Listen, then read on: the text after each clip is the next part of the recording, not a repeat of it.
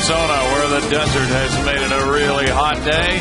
No problem inside as we have air conditioning for Game 3 of this series between the Houston Astros and the Arizona Diamondbacks. The series is tied at 1 game each. And good afternoon, everybody. Bill Brown and Jim DeShays. 2 very enjoyable ball games, each one-run games. The Arizona won JD Friday night. The D-backs took that one, and then the Astros came back last night with a thriller, including a Carlos Lee homer. Carlos with an RBI single his first time up, then a big 3-run home run in the 8th inning to provide the winning margin for the Astros. Carlos has had a knack of doing that this year. A lot of big late-inning hits for El Caballo. Rodrigo Lopez goes for the D-backs, and for the Astros, it's Mr. Happ. Today's starting pitcher, Jay Happ, has been sparkling over his last 5 starts. A 3-1 record with a 2.14 ERA and an opponent batting average of 159. In his last start, he threw a complete game 2-hit shutout against the Cardinals. Today, he tries to give the Astros a series win over the Diamondbacks. It's next on Fox Sports Houston. Astros baseball on Fox Sports Houston is brought to you by your Texas Ford dealers and the 2010 F-150.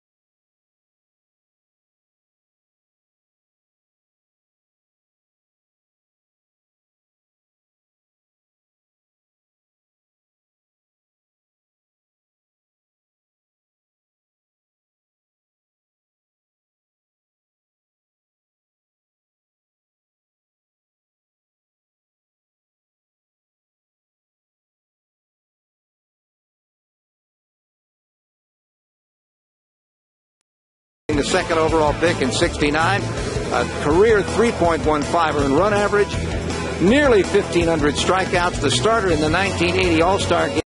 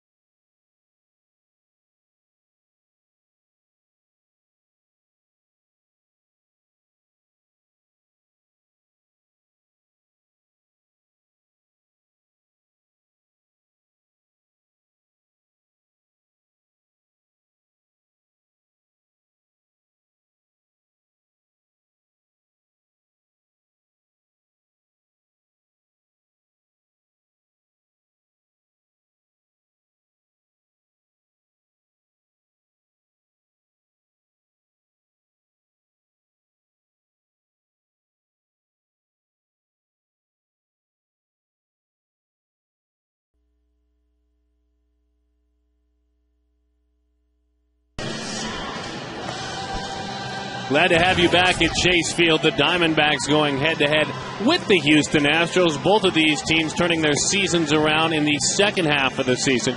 And the series will go to one of these clubs today. Let's take a look at the starting lineup for Brad Mills, and what a job he has done again in the second half. Really struggled mightily the first couple of months of the year for Brad Mills. And let's take a look at the starting lineup. Penciled in by the man out of the University of Arizona. It's Michael Bourne, it's Jeff Keppinger, it's Hunter Pence. Carlos Lee has struggled against Rodrigo. He had a big homer last night. It's Blum, it's Sanchez, Wallace, Castro, and Jay Happ is on the mound. Rodrigo Lopez, 27 starts this year, 5 wins, a 5.24 ERA. And in his last 5 starts, it's been a tough go of it. So as his mates have pieced things together, let's hope that he can, as it's up and away, and we're underway here at Chase Field on this Sunday afternoon. 1-0 the count on Michael Bourne as he spins off of that fastball. It's 2-0. His number is delivered by the UPS store. In the first half of the season, ERA of 4.4, second half over 7. 3-0 the count to Michael Bourne. Yeah, falling behind Michael Bourne is a bad recipe because he is a terrific base stealer. And Rodrigo Lopez has had trouble holding runners on, so he needs to find a way to find the strike zone quickly. 3-1 the count. What Gracie is speaking of, we will mention. Against Rodrigo Lopez, his mound work, 21 stolen bases while he's out there. Just 1 thrown out. And Bourne not about to reach just yet. 3-2 the count as he chases the high fastball. 3 years since coming over in the Lidge deal with the Astros, and he has been stealing bases just about every single day. And he's going to have a chance right now. So Bourne is on. Defense will be tested right away. Let's take a look at that defense that has you finally a little bit overly concerned, I think, about Justin Upton in right field. That shoulder just isn't responding. Kirk Gibson saying before the game that he hasn't seen everything he wanted to see. He is still not out there. You see the infield, John Hester catching Rodrigo Lopez. Parra, to his credit, offensively has seized the opportunity. But you've got to be a little bit concerned about Upton. I think you have to be. It's been a while now. It was August 30th against the Padres. Justin kind of gets those swinging injuries, doesn't he? And sides, he's gotten the sides. This was left shoulder irritation, they called it. Well, it seems to be irritated quite a bit. Yeah, a handful of games this entire series. And so let's hope he is okay. Let's hope he's back in there tomorrow afternoon. Gibson made the decision before Upton even arrived at the ballpark today. 1-1 the count on Jeff Keppinger.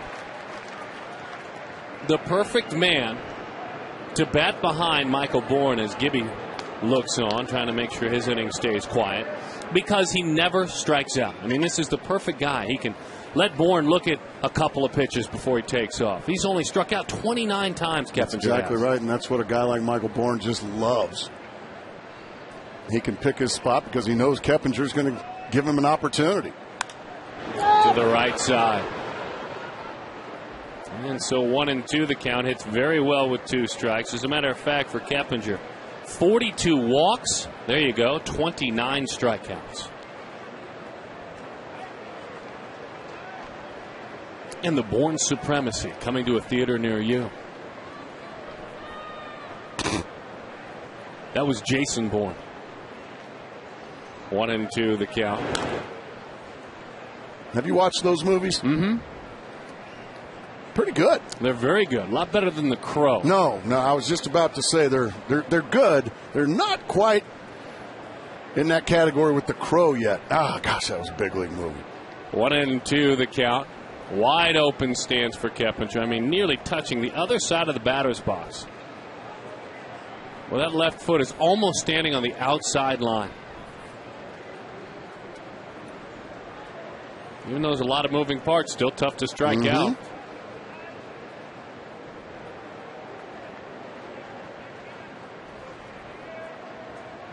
Rodrigo on a pitch out, nothing doing. 2-2 the count. Gibby trying to sniff that out. He said before the game that we're always scanning the field and talking as coaches. I would imagine that's commonplace. Watching guys tipping pitches, watching base runners, any indications he can see.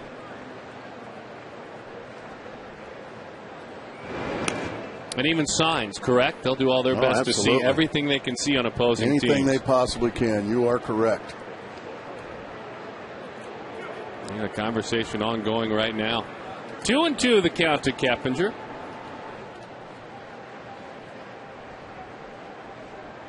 University of Georgia, and he hit .380 in his career there.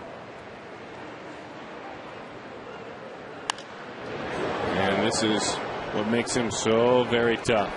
We'll do it again. So far, Rodrigo doing a good job of holding Bourne close, varying his looks, varying his times when he comes set. As Dave Clark puts the signs on at third base. Former teammate of mine, Dave Clark. He's a good pinch hitter. In Chicago? Oh, yeah. He get a ball a long ways to left field for a left-handed hitter. Well, and I think the key with Rodrigo, and you mentioned it, he has just slowed the pace down. He'll throw when he's ready, and that'll put a little bit of concrete in the legs of a great base Exactly stealer. right. Dare I say, pour the concrete. It's one of the best keys to the game we've had all season. 2-2 the count.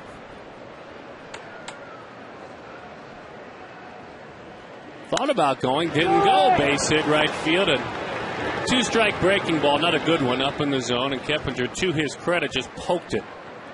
Shot it to the right side. But that speed on first base, it gives the pitcher something else to think about. And because of that, you hang a slider. Keppinger just does a great job with it. Right through the open hole. Well, look at that thing just spin, bell tie. Thank you very much, says Keppinger. That's pretty. So some work to do for Lopez. Runners in scoring position. Opponents hit .292 against him this year. And here's Hunter Pence. He's homered 21 times. 76 RBIs. Having a real good second half. Former finance major at the University of Texas at Arlington. He gives that one a ride. Deep right field. Going back as far. Hunter Pence just homered. A 3-run shot. Having a big second half, having a big sprint to the finish line as he can now jog to that finish line known as home plate. 3-0. And that is 33 home runs allowed this year by Rodrigo Lopez.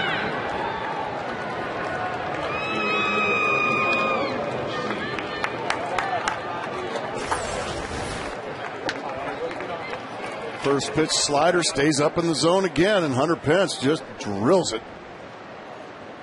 Plenty to spare. Boy, look, another belt-high slider. Goodness gracious. Rodrigo going to have to get the ball down. Carlos Lee, big swing, pops it up. Adam LaRoche is there, hauls that one in. First out of the ball game, it was Carlos with the decisive homer last night. 8th inning, 3-run homer. And this is what you're talking about, this huge second half. Look at the homers and RBIs, let alone the batting average. It's kind of representative, though, of his whole. That's exactly right. I agree with you, Darren. It's just been and good for Brad Mills. He's stuck to some guys. Jeff Bagwell took over as the hitting coach for the Houston Astros. That's made a big difference, taking over for Jeff Barry.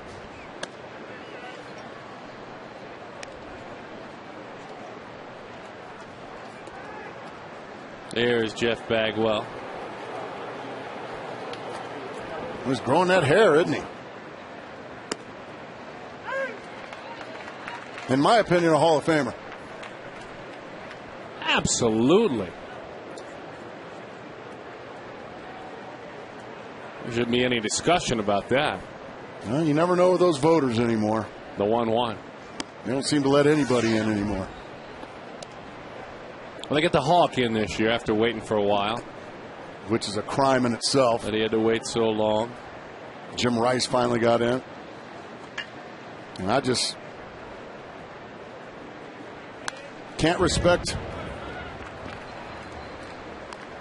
why Bert Blyleven is not in the Hall of Fame. And that is just heartbreaking to me.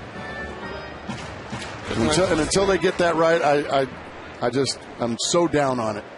324 wins for my father. Took him 5 tries to get in.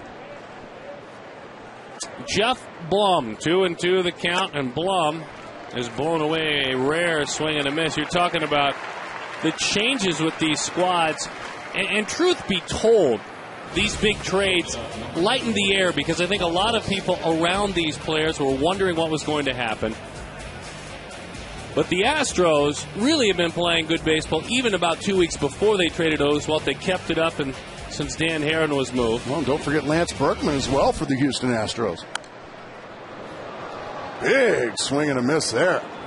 Angel Sanchez, who is 4 for 7 in the series. 278.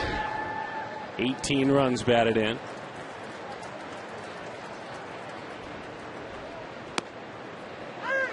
Good looking slow curveball, 0-2 the count. And Jay Happ has been able to come in, walk into a spot that was designated for him, and really accept the responsibility. He's done awfully well. We'll see that today. And then some. He's pitching some big games and some pressure in Philadelphia, though. He also beat his former team, the Philadelphia Phillies, earlier. I've always liked him. He's the other side of that matchup today. Ground ball, Sanchez there to make the play. Kelly Johnson, but a long blast off the bat of Hunter Pence. It's 3-0.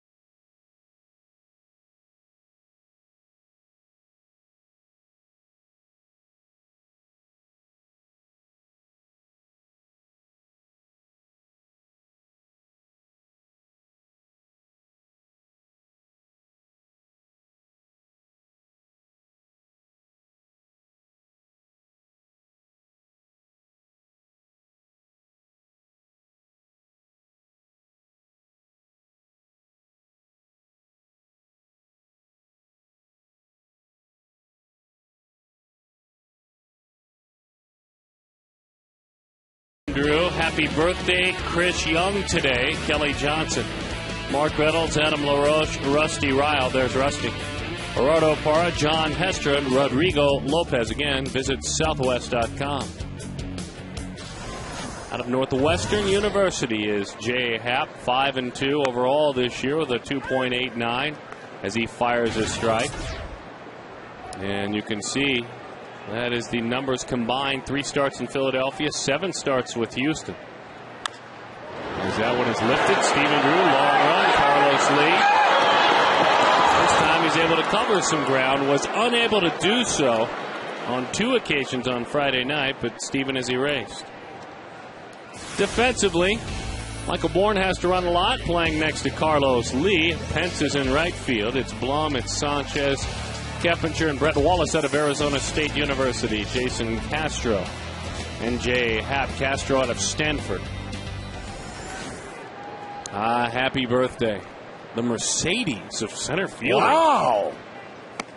Ooh, interesting. The Mercedes of center field. Okay. I'm all in.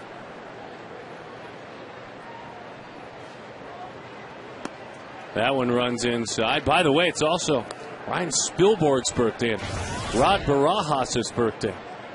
Randy Choate is celebrating a birthday today, and Candy Maldonado. Oh, man. There's a former teammate of mine, too. Candy Maldonado. Had a great run in a lot of places but Chicago. That pitch is high. Kind of everywhere but Chicago. 3-1 the count to the birthday boy. Bill Mazeroski, he was born on this date, Hall of Famer. Nap Lajoie, born on this day, Hall of Famer. I always wondered how to pronounce that last name. I've heard it pronounced 3 different ways. And that's the most recent way I've heard it pronounced. Nap Lajoie is how I always said it as a young man. Hall of Famer. How about just Hall of Famer? Nap. And a couple of members of the all-nickname Hall of Fame were born on this day. Jumbo Davis. Oh, man, I remember him. Who played, well, from 1884 to 1891. Oh, my bad. And Tug Thompson. No, Tug McGraw. No, the original Tug Thompson. Played from 1882 to 1884. And it's his birthday today. And he was born on this day. That's exactly right. And Candy Maldonado. Oh, Candy. Had a great run in San Francisco, Toronto. Just not in Chicago. 0-1 the count on Kelly Johnson. Good man. Good teammate. Boy, was he terrible in Chicago. breaks his bat as he fouls that one off.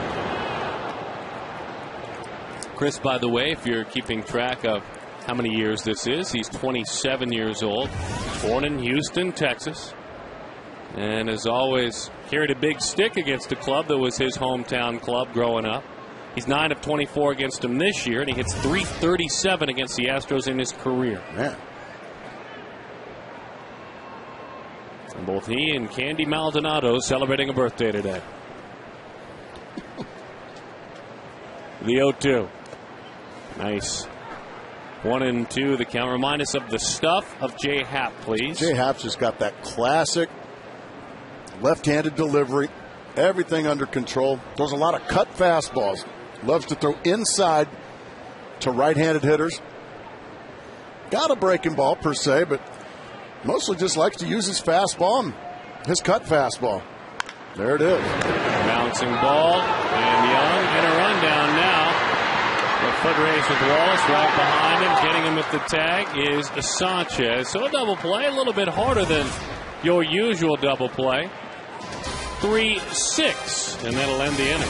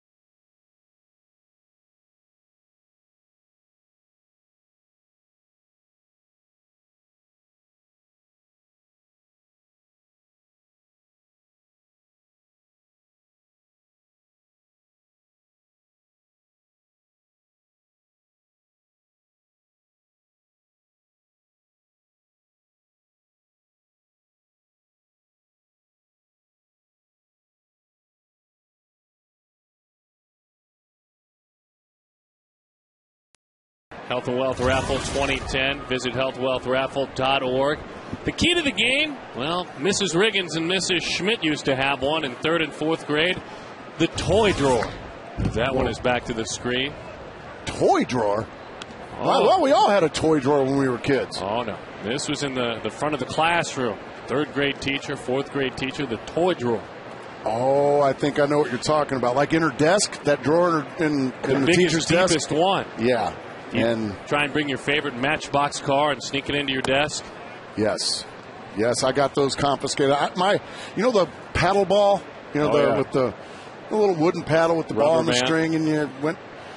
I got that one taken by, Mrs. Dotson took my paddle ball game. 1-2 the count. Put it right in her little drawer there. So the toy drawer, that's the key to the game. But that doesn't make a whole lot of sense. Are you just having a bad flashback or something that you want your Matchbox car back? Wallace swings right through that one. The man out of ASU goes down on strikes. No. Seems to Kirk Gibson in a roundabout way. And it's in a roundabout way, mind you. He doesn't have at his desk a drawer for cell phones and iPads and remote controls. Oh. The toys of the major leaguers. So he's got a little toy drawer in his desk. And no iPods.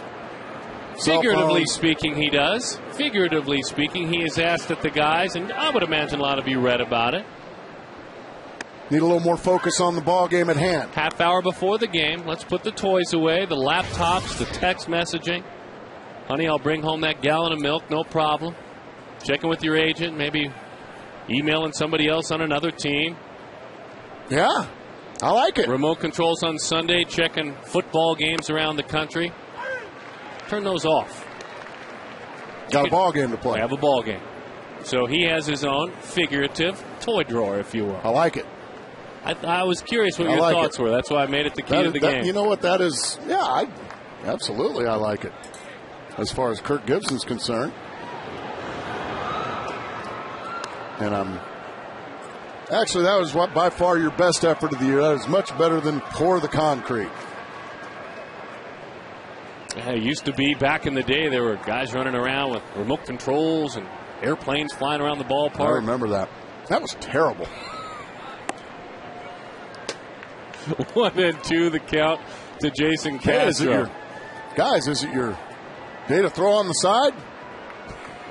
Well, yeah, but I can't do it yet, Charles, because I've got to go fly this airplane out on the field. 2-2 the count, Jason Castro. He's on the D-backs website there. If he were playing shortstop in today's game, he'd need to put that away. That's exactly right. With 2-2. Line drive off the bat of Castro. And out of Stanford, where he took over for John Hester when he left. Are you traveling in September, folks? Yes. Because if you are, take the D-backs with you. Subscribe to Fox Sports Arizona's coverage of D-backs baseball on MLB.TV. Catch every D-backs game live or on demand on your computer. MLB.TV baseball everywhere. Well, we're off and flying start there. J.Happ squares the button, takes up and away. 1-0 the count. Happ 0 for 14 this year with the strikeout. And that is the work he has done with Houston overall, 0 for 18. I don't know what's worse, him as a hitter or me with that promo. Well, folks will find it. I'm told there are 2 more promos for you to read today. I say revoke your privileges. That is a nice bunt, though, by J.Happ. Nice job of helping himself right there. Those are the little things that if you're not much of a hitter, and the numbers tell us at least so far he's not, you can help yourself out, get that man in the scoring position from Michael Bourne. Look at the head stay right on the ball. That is beautifully done right there by J.Happ. You don't have to be a great hitter. You can still help yourself by making yourself a good bunter. And if you're a pitcher, you have no excuse for not being a good bunter. It's something you can work on every single day to help yourself. Breaking ball is away. 1-0 the count. Joe Saunders got his first big league hit. And he got it last night. Stole a bag because he could. They were giving it to him, so he took it. There's a couple of guys. That was a key to a game. Oh, because they can. Yeah, up in San Francisco. That was a big league key to the game. Well, it gets to the point where I would imagine some of his mates who play just about every day, they don't have any stolen bases. I know Mark McClune was listening into that conversation today. He might have to share with us in the next few innings who those gentlemen are. 2-1 the count because Kirk Gibson brought him up. There's Miguel Montero. I don't think he has any stolen bases, does he? Well, we're not saying. We're just saying. So Joe Saunders may be ahead of Miguel Montero in stolen bases. Which for Miggy is really embarrassing. No, a pitcher can't have more stolen bases than a position player. How would you have felt about that? If I was a position player right now after Joe Saunders steals a base and I don't have any stolen bases, I'm running every single time I get on base until I pass him. Well, I'm sure Rusty Ryle has a stolen base, though. Well, he really doesn't. Outside, 3-2 the count. And if I'm Kirk Gibson, I'm like, this is unacceptable. You guys need to get ahead of Joe Saunders. Well, at least I'm sure Rado Parra with his speed. With his speed, I'm sure he's got some stolen bases. And that's not correct. Stay tuned. We'll find out. The ladder. Nice little play. Nifty play by Drew as Bourne is erased. Oh, that speedster Joe Saunders blazing those base paths.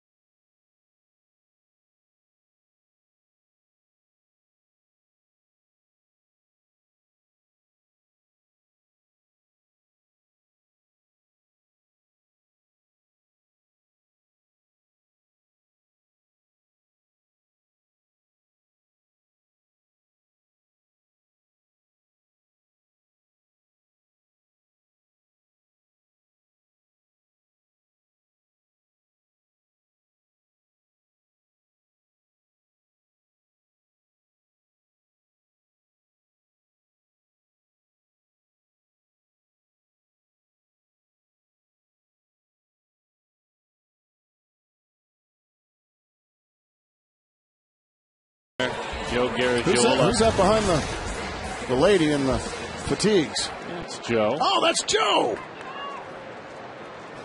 Well, that's a great shot that we have there. It's Joe. There we go. It's Joe Garagiola with Derek Hall. There's the Hall of Famer. Good to have Joe back in town. We were supposed to have him joining us as the analyst Friday night. And we sent along our thoughts and prayers, went back home to be with his family, the passing of his brother, as he takes in the ball game today. 2-0 the count to Mark Reynolds.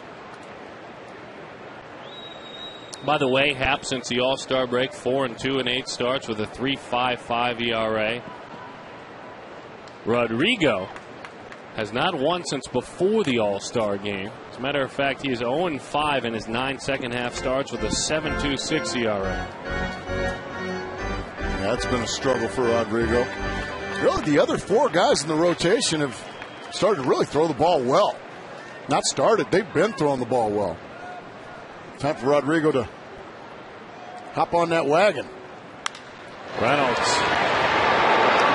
Line drive right to the right fielder, Hunter Pence. So Mark, a hard hit ball is erased. Mark just 3 for 23 this year against the Houston Astros. They've had his number for some reason.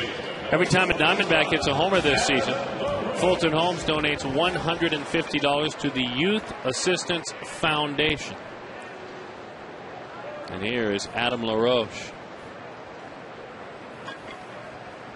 Adam hitting .304 this year against Houston pitching, as that one is outside. And is 3 of 9 with a double and 3 RBIs on this homestand. Good pitch over the outside, 1-1 the count. You can see he'll straighten out his fastball when he needs to. Wants to go get that outside he throws corner. a lot of fastballs. Going the other way, they had the big shift on. He was the only guy on the left side of the diamond, but he hit it right to him. And the only guy, Jeff Blum, essentially playing shortstop. Score that one 5-3. We saw LaRoche a couple of nights ago with that big shift. Went over the head of second base. Time to go the other way. The shortstop is there, folks. And the third baseman is right here. And right to the only infielder on the left side of the diamond, unfortunately for LaRoche.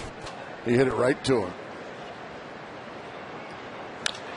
Rusty Ryle, high fly ball, center field, Michael Bourne is there. Very quick inning as Happ worked through it in 8 pitches.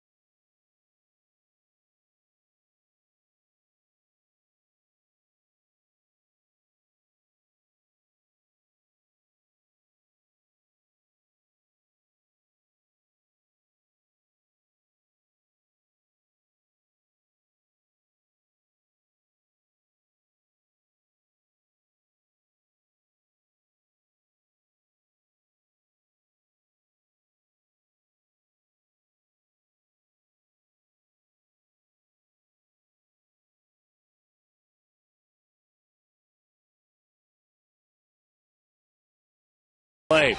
Call 1-800-INSURANCE to save money now. AAA, there when you need us most. Mark McClune, Mark Grace, Darren Sutton, and you. Welcome you back to the ballpark, and thanks for inviting us into your home this afternoon. As Jeff Kempinger gives it a ride, Chris Young runs it down. He was playing him the other way because the slap hitter uses the entire ballpark. Tough to strike out. Pulled it, and Young, the Mercedes of center fielders, was there to haul it in. I like it. That gentleman working hard on that sign, and, well, Young made him look good. Birthday boy, Chris Young. He hit the accelerator and caught up with that drive to center field. Well done. Oh, no, it's terrible. Here's Hunter Pence. That one is over the inside corner. He picked on a breaking ball up and crushed it. That was in the first inning.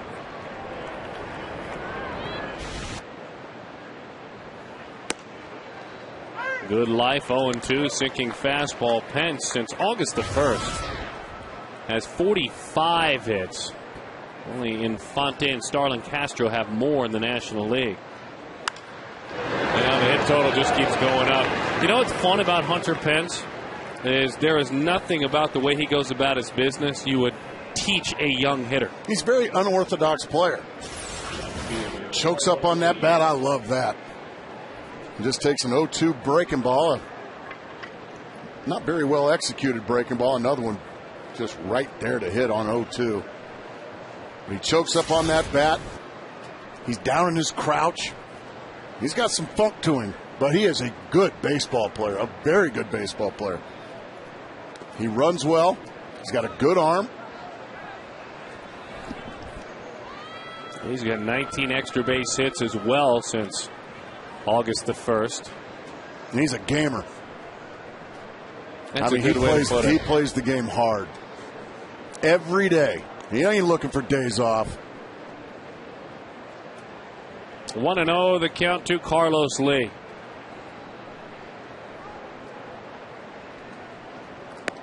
That one sinks low. 1-1 the count. Check it, 2-0 the count. You know what's interesting about Carlos Lee is a big guy who doesn't defend like he used to. There's no doubt about that, but he's a guy that is an everyday player. I mean, has been known for it throughout his career. Has always been a guy that he wants to be. He hates days off. I had him a couple of years in Milwaukee. You could not get him out of the lineup. No, that might be a day he drives in 3. You know? Well, you're exactly right. Injuries a couple of years ago kept him out. As that one is right there. But he went through the following seasons. He went 158, 153, 162, 161, 162, then an injury, 115, and then 160 last year in Houston. He may be a big fella, but he wants to be out there. And I think you're exactly right. There's RBIs to be had when I'm in the lineup. That might be the day I drive in 3. That might be the day I beat the opponent with a late 3-run homer. Oh, I'm sorry, he did that last night. Most RBIs in the game in that time period. 2-2 the count to the man out of Agua Dulce in Panama. Oh, man. I love it when you go bilingual on me, Darren. Big rancher. Cattle and horses. So he's farm strong, country strong. El Caballo. El Caballo. The horse. 2-2. Just off the plate. Nope. And he's got some fans here. Fellow rancher taking in the game with Carlos Lee. I get you with that one? You got me a little bit there. I've missed you the last couple of days. The 3-2. Instead, it's a throw over to first. Well, no television last night. We missed all of you. Gracie was on assignment in San Diego. Was Padres gripping a little bit, by the way? Oh, man. Lost 9 in a row. They're gripping a lot. Not playing well at all. Not scoring. That's kind of been the story all year for them, but now their pitching's starting to go south. Runner goes, swings right through it. Strike 3. Strike him out. Throw him out. We'll talk more about it in a bit. Wow. You love that. Doing things the right way. The basic things. And speaking of that, it's time to learn about baseball with D-Backs to Basics. It's presented by the Arizona Plumbing and Cooling Contractors. Roll it.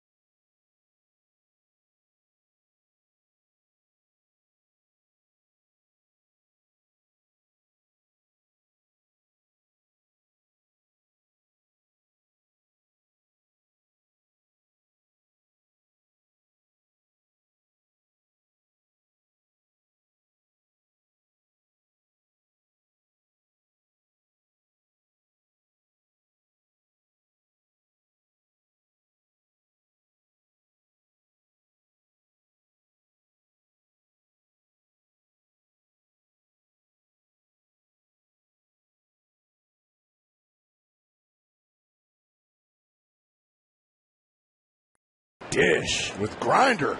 Kelly Stinnett. Well, that's good stuff. Be back to basics. Some good advice for the young catchers. Not an easy position to play. Love the young baseball players that desire to play it. That's Jason Castro. There's Miguel Montero. Still have the research staff hard at work on Miguel's stolen base total for this season. And Gerardo Parras. And Parras, Rusty Riles as well. I think Adam LaRoche, they're checking on his stolen base totals as well. I know Mark McClune he has gone behind the statistical curtain. He is really grinding with the guys.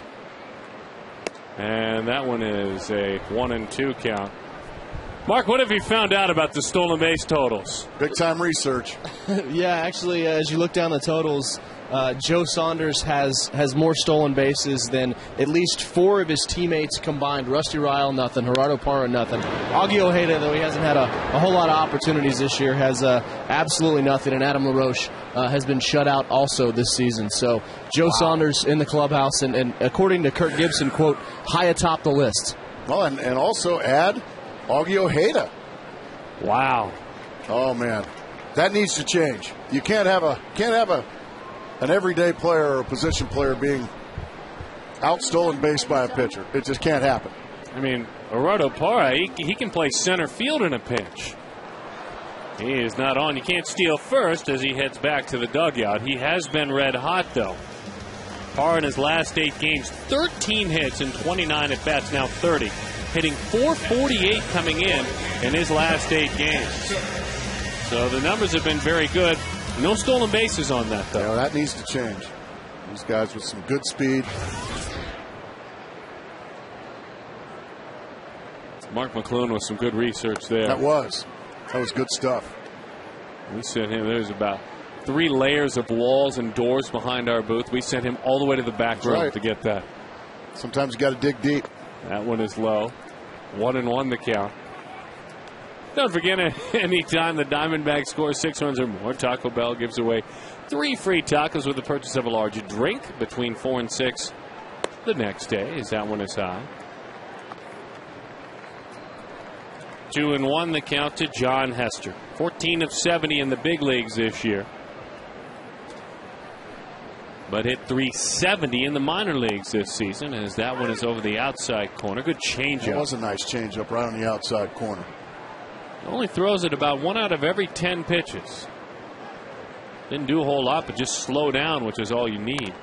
And it makes that much more effective. That's that cut fastball that he likes so much.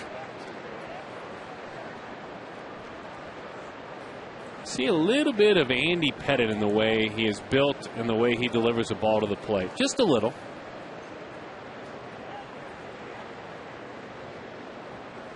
Hester gives that one a ride. Deep left field. Carlos Lee can only watch as it sails out of here. His second home run of the season. Now don't forget last year, in his very first Major League at bat, he homered against these Houston Astros. The man out of Stanford. 3-1, the Diamondbacks are down. It's a Fulton Holmes homer. Another $150 to the Youth Assistance Foundation. And this, a season ago. A little bit more than a year ago in his first big league at bat.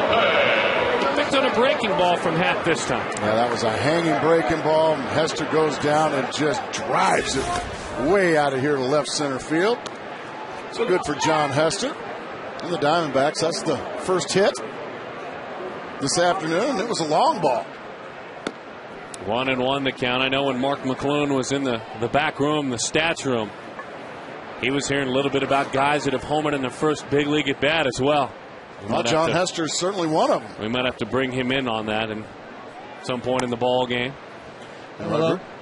Mark, what did you find out in the back room about that? Well, there are actually 3 guys in the starting lineup today that have hit a home run in their first big league at bat. 105 total in big league history. Wow.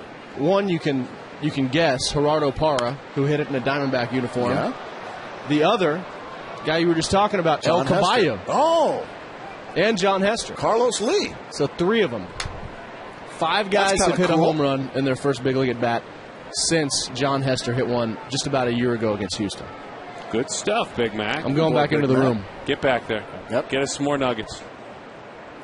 He's on a roll today. He's on a roll today. Good for John Hester. He already thrown out a would-be base stealer, and now he homers. And Rodrigo Lopez, he needs to swing right now. Ooh. 2-2 the count. 3 of 55. In those 55 at-bats, he has struck out 34 times, which goes above the halfway point, that little rule we have in the booth. Strike out less than half the time as a pitcher, even if you don't have any hits. Now. You're making him make a play. Nice. Making Happ work a little bit. This is good. Taking some big rips. I like it. You think it's happening soon for him? Hello? Look at that. Oh, dear. Yeah, he was protecting the plate there. He just wasn't interested in Did that a pitch. very good job of protecting the plate there. That ball was all over him. There was a sound of concern in your voice. There was. Oh, dear. That's all right. Keep battling, Rodrigo. Put it on the other hand. It's all right. Rodrigo puts it on the ground. Has to hurry it and throws it in time for the out. That was nearly it. That would have been his first hit since May 26th in Denver. And he almost got it. He battled hard in that at bat. Good for Rodrigo. How about that young man? He was hoping for a Rodrigo foul ball. And if he's on the pull side, in other words, the Diamondback side, he's not going to get any from Rodrigo. Now, from the other side, he's on the first base dugout side. Yeah, he'll shank a few over there. We need to get him a left-handed glove. Yeah. Oh, we love it when the kids come to the ballpark. Boy, do we ever. Bring them, folks. They'll have a great time, especially in those big league seats. Wealthy kid. 0-1 the count. Stephen Drew. Popped up and over our heads. Not a good effort. You almost had it, Gracie. Thank you. But mark your calendars now for September 25th and 26th. It's Fandemonium weekend at Chase Field. And that means fans can win tons of great prizes all game long. Call 602-462-4794 or visit dbacks.com. The 0-2. A lot better effort that time. You are back on track. You are back on track. The quick response to my comment right into the read. Thank you, Bud. Coming up on the weekend, whatever it is you said. Well, I appreciate you. Not that I wasn't listening. Enjoying my effort on that foul ball. And no, you weren't listening. Fandemonium weekend. I was listening. 1-2 the count.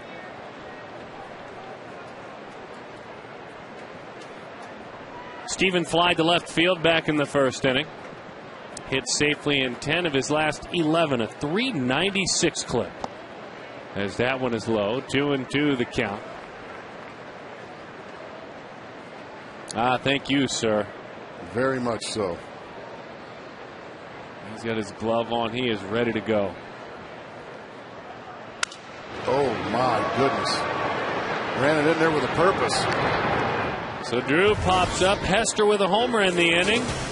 His second of the season here. The Diamondbacks get a run closer against Jay Happ, but they're down a pair.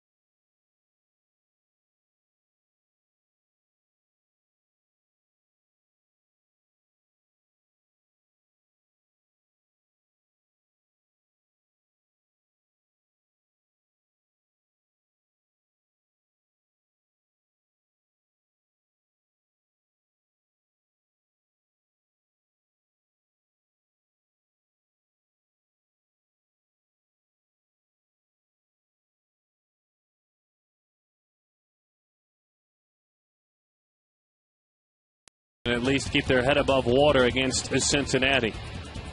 And Florida defeating Atlanta. Things getting interesting there. Baltimore beating up on Tampa Bay with the Yankees red hot right now. Although the Yankees lost to Toronto today as well. And speaking of St. Louis, there is some real riveting news if you're following outside of the actual game itself. Revolving Colby Rasmus, the center fielder. Good player. Very good player, and there is, again, this is all reported.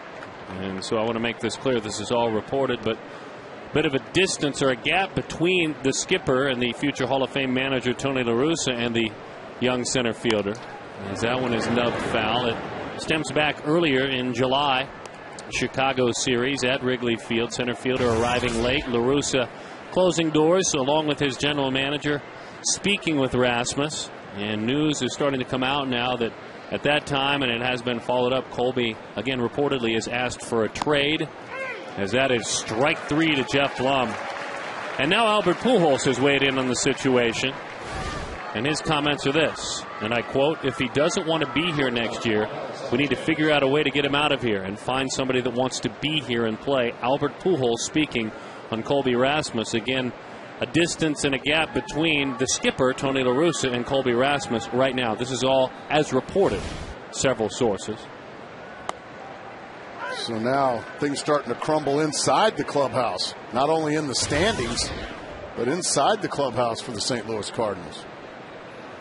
Jeff Passan of Yahoo Sports, one of the key writers. As that one is into right field. Diving attempt, and he'll hop right back up. Angel Sanchez picking him up, putting him down. He's looking at three. And he's in there. In his own unique way. Kind of a flat tire about the last 25 yards or so. Kind of stumbled into that bag, but he's got a 3-bagger.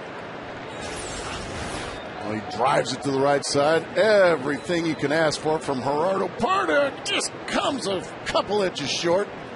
Great effort. And by the time he runs it down in his own unique way, Sanchez slides in for a triple, and Houston Astros trying to answer right back.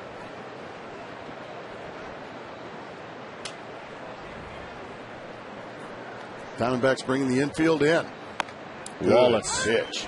Takes a strike over the inside corner. Brett Wallace, the Cardinals' #1 pick in 08 out of ASU. And it was in 2008 that he rolled to the Pac-10 Triple Crown for the second year in a row. And he has hit all the way through the minor leagues, several organizations involved in a couple of huge trades.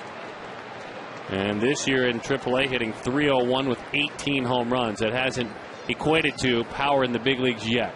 3 doubles, no triples, no homers in 87 major league at-bats. Family and friends here.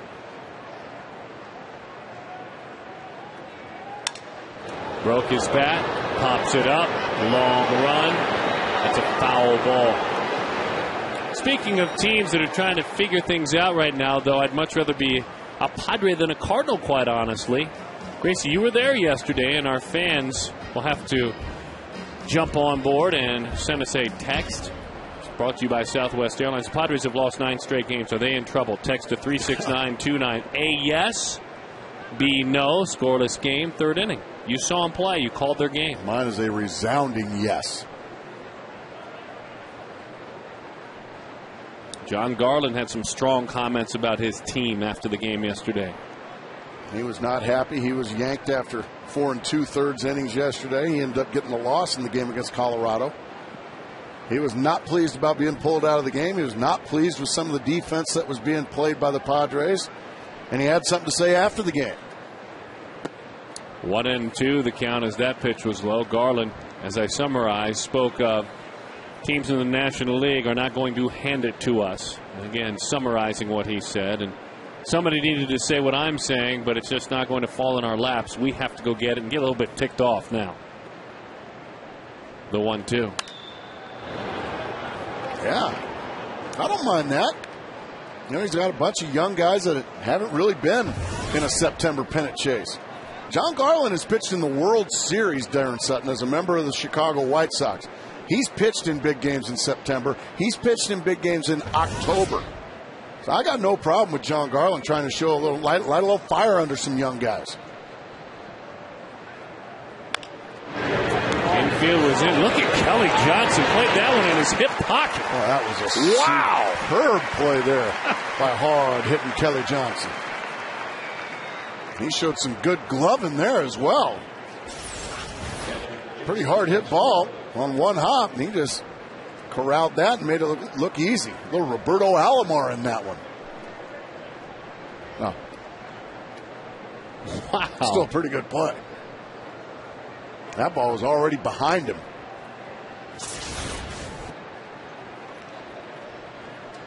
Right here, I'm not messing with Jason Castro. I'll let Jay Happ beat me. Well, again, Jay Happ, as we've documented, without a hit this year. He's a pretty good bunter, but has struggled with the bat in his hand. Said 0 for 1, actually had a sacrifice bunt his first time up back in the 2nd inning.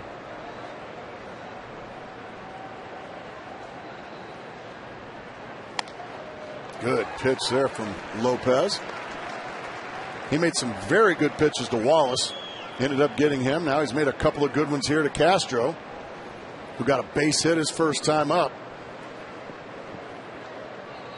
Astros #1 pick in 08 out of Stanford. He took over when Hester left the job behind. So the two right next to one another right now. Hester the catcher there. Castro his understudy, and then Castro taking over. Red Sox picked him in the 43rd round out of high school. Went to Stanford instead. Good summers in the Cape Cod League is where he opened up eyes in the northeastern part of the United States.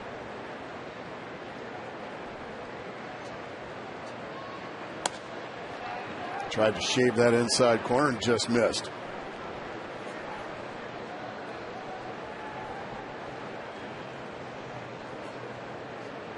Castro hit 14 homers, drove in 73 his senior year at Stanford, taking them to the College World Series. And we'll do it again. 2-2 the count.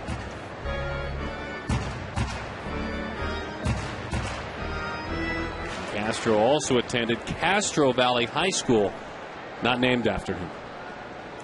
I was going to say, it's off to a bit of a slow start for him to start naming valleys after him already.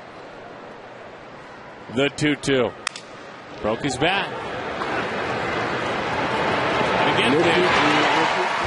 So they roll the dice. They go after Castro, and Rodrigo Lopez comes through. They never went over the plate, though.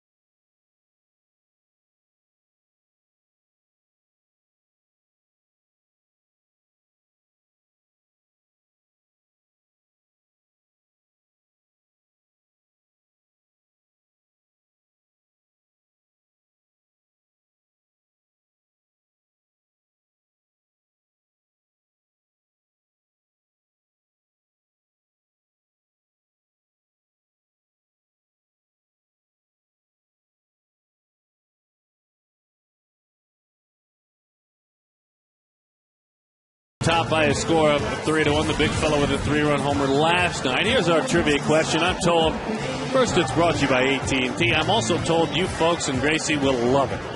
What Collegiate 2 sports star was a first-round draft pick by the Houston Astros in 1974, but went on to start for the Cowboys instead?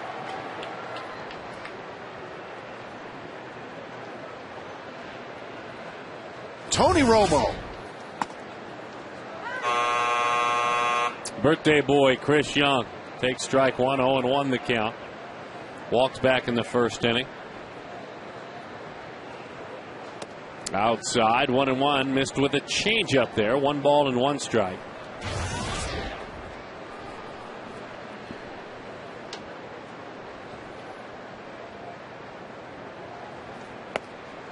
And the count is 1-2. Houston pitching since the All-Star break, a 3.46 staff ERA. Oakland, Atlanta, Minnesota, the only teams better since the break. That pitch is low, changeup. 2-2 the count. Troy Aikman. I got it. Emmitt Smith. Nah, I give up. Strike 3 right down the middle to Chris Young. This looked like the changeup, Darren. Let's see if it is.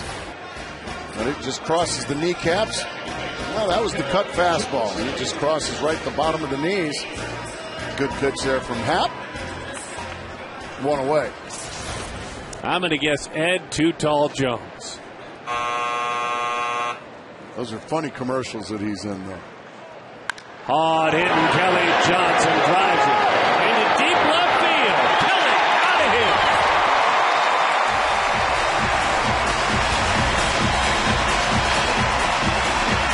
look on Hemp's face as if to say, wow. And I don't blame him. A Fulton Holmes homer.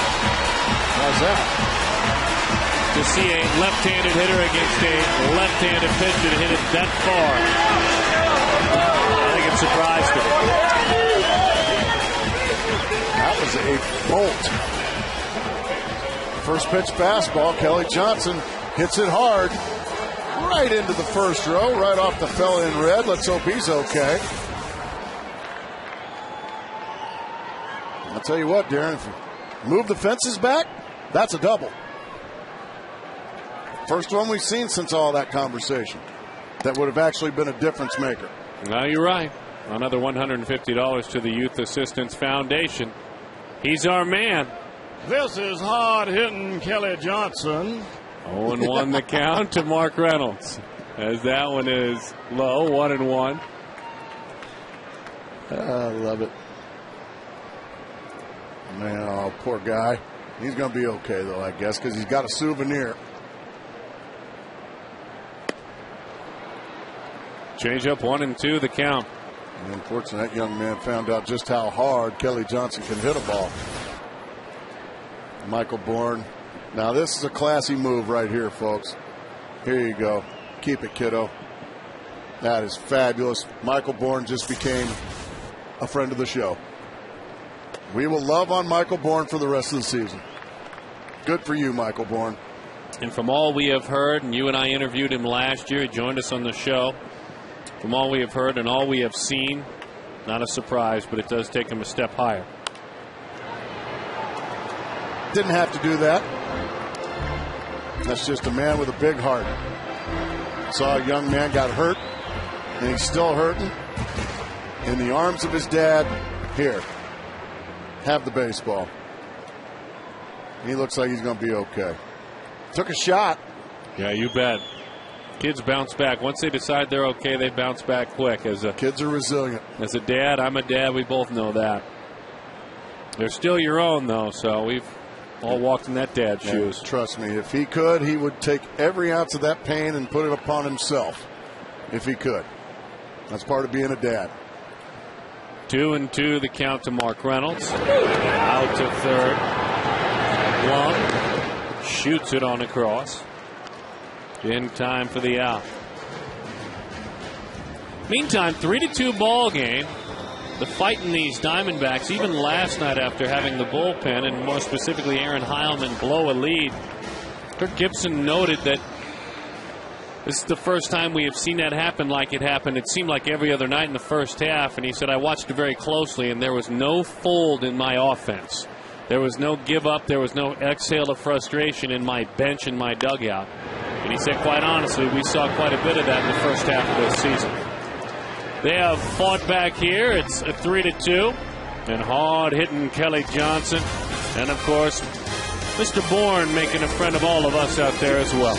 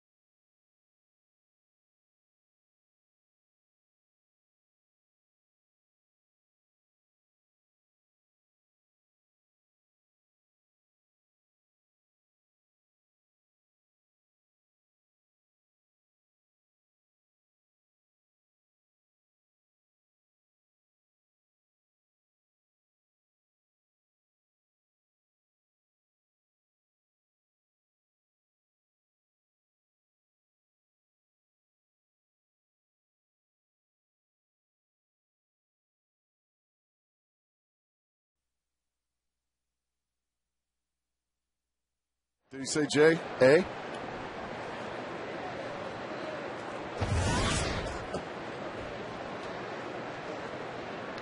J-Happ to lead things off. Rodrigo Lopez piecing things together, I should say, a little bit more nicely.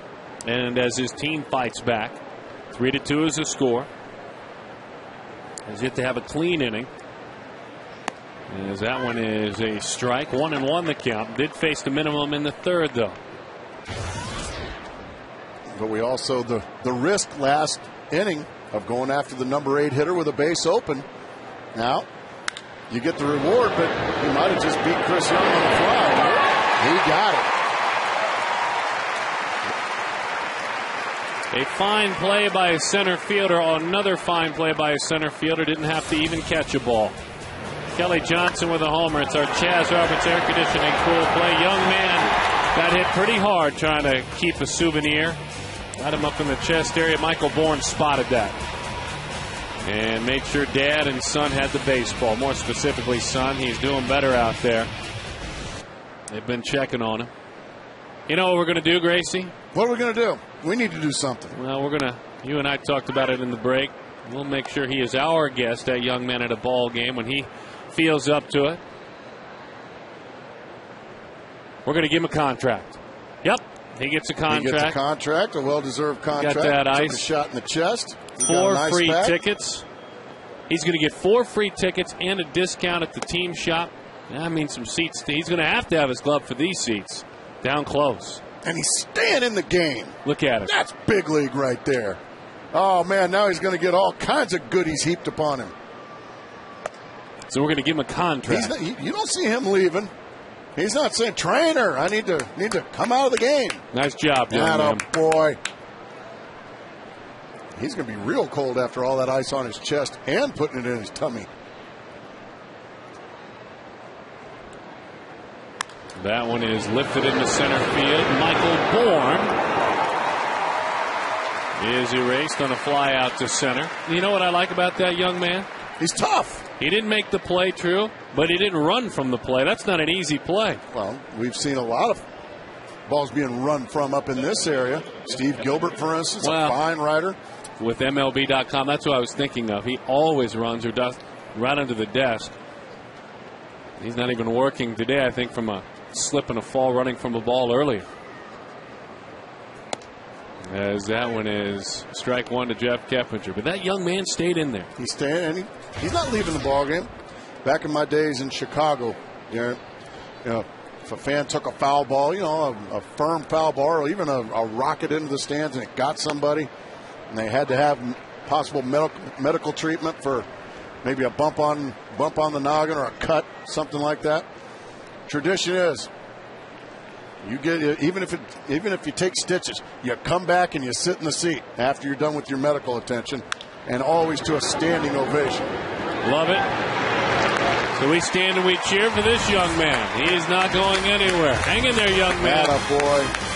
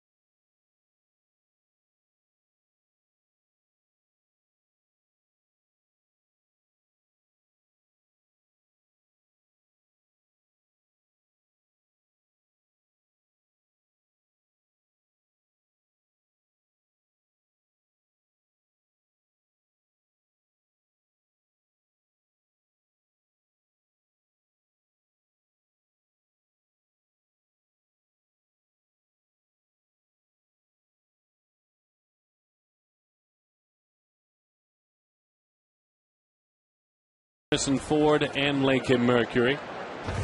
As Rusty Ryle takes strike one. 0-1 the count. 3-2 the score. Hey, look, we hope that your weekend has been a good one to this point. And we trust you're going to enjoy the rest of your holiday weekend. Come on out to the ballpark tomorrow afternoon. We know a lot of you, and we hope a lot of you have the day off. It's day baseball. The Giants coming to town with everything in the world to play for. Colorado leads San Diego 1-0 today in the 4th inning. Later on tonight, it's San Francisco and L.A. That man will be on the bump. This is a great 3-game series we have coming up for you as Ryle goes down on strikes.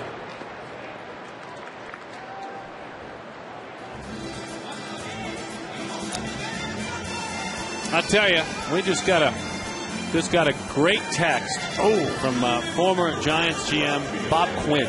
Okay. He wanted to guess Danny White. How about that, Mr. Quinn? He got it right. He did get it right. You got him on speed dial, do you, Mr. Quinn? Oh, absolutely. Oh, okay. Well, I'm a little jealous. I don't. I was going to guess Bob Lilly. I got one from Gonzo earlier. What was his guess? And I was a little bit confused about the guess. I didn't really understand it. But, he's never shy about guessing. And, he'll send me a text with a guess occasionally. He fills in for you sometimes when you're off on. He does a fine job. He guessed Ray Guy. Ray Guy. He wasn't even a cowboy. That's what I don't know the NFL very well, but I thought so. He was one of the best punters of all time, but he was with the Oakland Raiders, Gonzo. That's a terrible guess. I'm concerned about Gonzo's guesses. You saw our Mika Insurance hit zone a moment ago for Parra. Loves it up and in. Ray Guy. That's just an awful guess. But Parra has been absolutely carved up by Jay Happ his first 2 at-bats. 2 strikeouts and kind of really struggling with his stuff right now. Parra having trouble laying off that high fastball.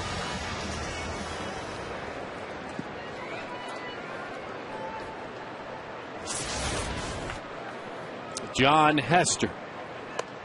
He homered, picked on a breaking ball back in the 3rd inning. Happ in his last 20 starts in the major leagues has an ERA of 2.87. 2.87. Here's the home run we were speaking of.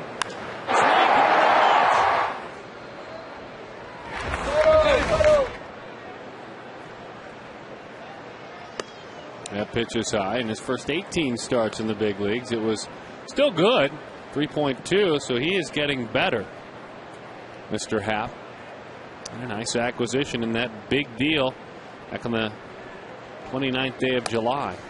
And they got out of a lot of money owed to Roy Oswald as well that they can start spending next year if they choose. Anthony Goes, who was eventually traded for Brett Wallace with Toronto. Jonathan VR, who is on the roster now. Jay Happ, all came from Philadelphia. And Oswald went back to the Phillies. Full count, 2 outs. I'll tell you, I'm really looking forward to the Racing Legends race today. I know I'm not. Probably be your day today on this Sunday. I got a better chance of getting hit by a meteorite. The 3-2. That one is high, ball 4. Starting to get a little insecure about it, to be honest. I don't blame you. And I apologize to your daughters being teased at school just because you happen to work with me. Well, we had a great family birthday party last night, no TV, and we had a lot of girls over, but 4 girls canceled last minute because of you. I am so sorry, girls. I can't even imagine your sons. As Lopez, a little bit late on that one. No, they're getting picked on at school. The bullies are starting to slap them around a little bit. I've had to teach him no. Hey, look at that. He's getting his contract. Good. We got Mark McClune out there with him, too.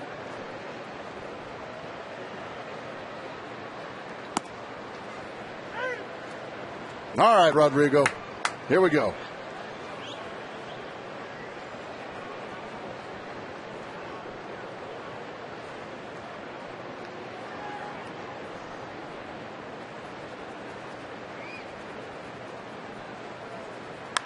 Rodrigo Lopez into center field. It's been since May.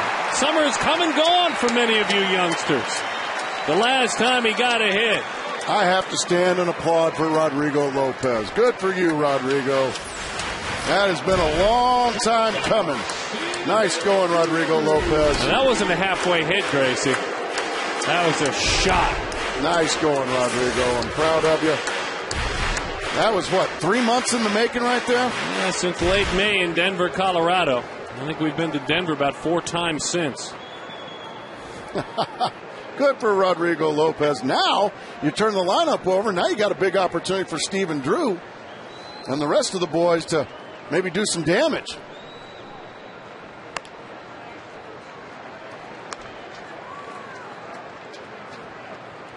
Look at this. He gets a contract, and the Diamondbacks have added an autographed Kelly Johnson bat. That is fabulous. We just found out. That's a first-class thing for the organization to do. You know, that kid took a shot. Let's not kid ourselves. Steven fouls it off, 1-1 the count. Michael Bourne doing a good thing. He's a visiting player. Exactly. He showed some class. Kelly sending out one of his bats. And, you know, Darren, the worst thing you can ever do as a player is hurt somebody. Hurt a fan with a foul ball or a home run or something like that. Breaks your heart, It kills you. The 1-1. Steven breaks his bat. It's a roller. Diving attempt by Keppinger. He's going to take a look at home plate where here comes Hester. The two that played together in college at Stanford collide in home plate. And Hester is out. By 50 feet.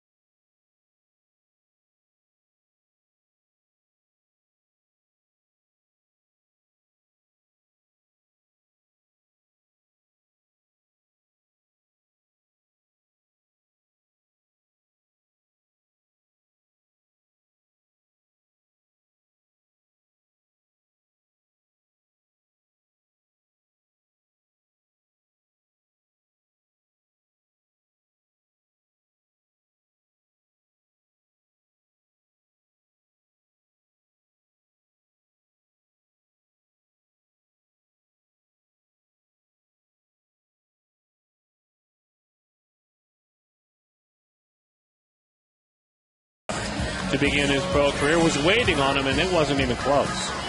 Oh, nice play out there by Keppinger, diving, and then got his head up. Pence giving him a talking to. He's out by 50 feet right there. Be interesting to see if Joel Youngblood, the third base coach, was sending him in that situation or not. Now, you can't tell whether he was sending him or not. Good collision there at the plate, though. That was kind of big league. Nice job by Castro hanging on the ball, but man, if you're going to be out by that much, you might as well try to jar it loose. Pretty good stuff. Couple of old teammates getting together. Hunter Pence. A couple of smart guys getting together. Stanford guys colliding at the plate. I like that. We might be friends off the field, but I'm going to knock you on your wallet, try to be safe, and tie the ball game up. That wasn't a dirty play. No. Oh, dear. Where did that ball move? Hunter Pence saying, man, did that ever move? Probably thinking he needs to hit the dry side. 0-1 to count to Pence. So quickly move along from that subject. Family obligations. Now a low strike called by home plate umpire Bill Miller. Hunter Pence not real happy. 0-2 the count. Pence a 3-run homer back in the first inning. He singled in the third inning. And he chases away. That unorthodox approach will give you a lot of big hits and swings like that as well. Lopez in the first inning gave up 3 runs on 2 hits, had 3 base runners. Strikeout number 5 now for Rodrigo is really piecing it together nicely. Keeping his team in the ball game. And that's what he has done since. I mean, he had faced 3 hitters and he was down 3-zip. That was ripped foul. Carlos picks on a changeup and rockets it into the bullpen on a couple of hops.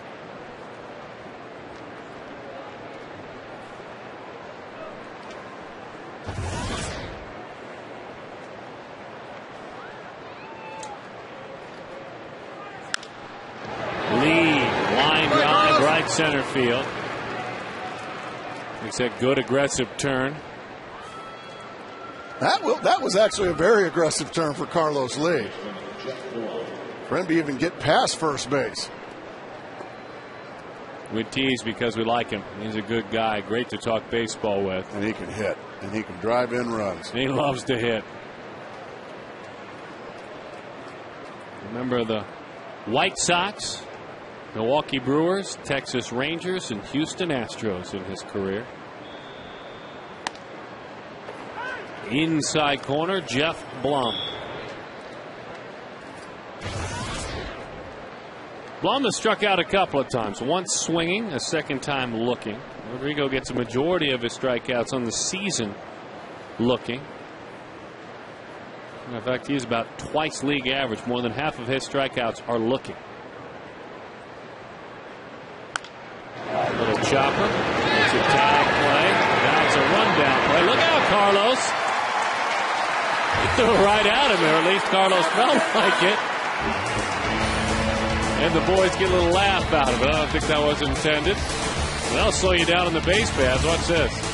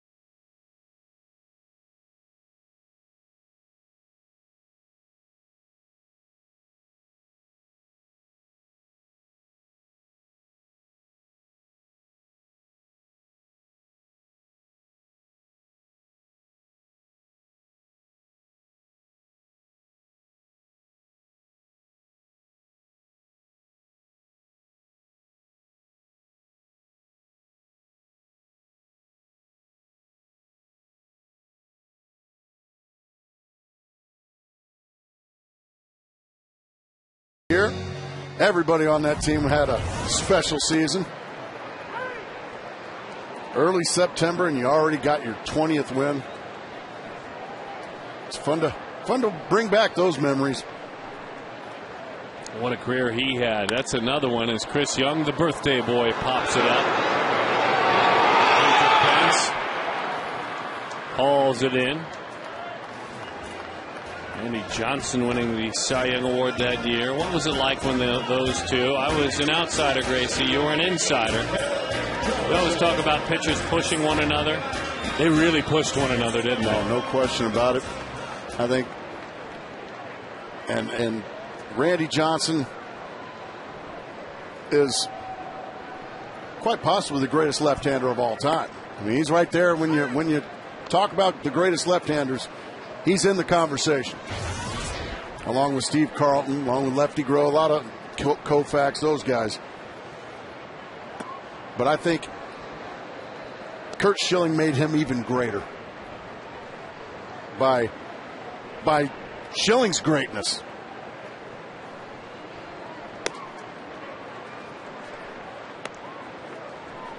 One and two, the count. And the Atlanta Brave trio of Smoltz, Glavine, Maddox, they made each other greater with friendly competition. Kelly nubs that one foul. The comments recently by Derek Hall are that the next number that has a chance of going up there will be number 51. 17? Oh, sorry to interrupt you there. 51. 51. What he said. And it would be well deserved. There's Gonzo hanging out with the boss. That was Ray Guy, by the way, was his guess on the trivia question. Oh, what a terrible guess. That one is inside. 2-2 the count. Johnson with a home run, and of course the young man tried to make the play on it. He's got all sorts of goodies. He hung in there, hasn't left the ball game. Kelly pulls that one. Looked like an off-speed pitch that was up in the zone. Fox Sports Arizona and Luis Gonzalez going Gonzo for kids. The D-backs have offered discounted tickets to games tomorrow, and then September the 22nd and the 26th. $5 from each ticket.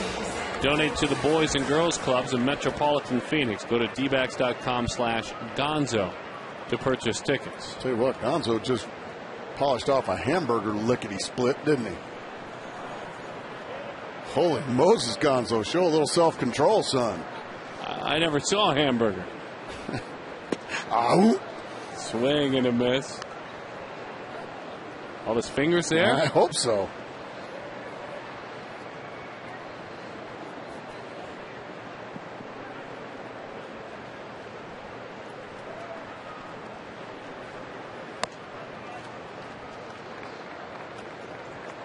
There you go, Gracie. Is that what you're saying? Oh, my goodness. He's Gonzo. hungry. I was going to say.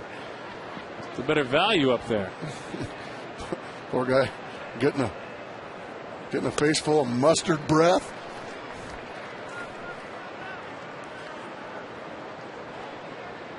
Head on up there. Well, that's a great spot. Oh no. Oh, no. Oh, he realizes you're calling him out there, Gracie. 2-2 the count. He's got a fan. All those fancy seats, they have monitors there. 2-2 the count. Now, Gonzo's not fat. He just enjoys a fat burger. Who doesn't? Rather quickly.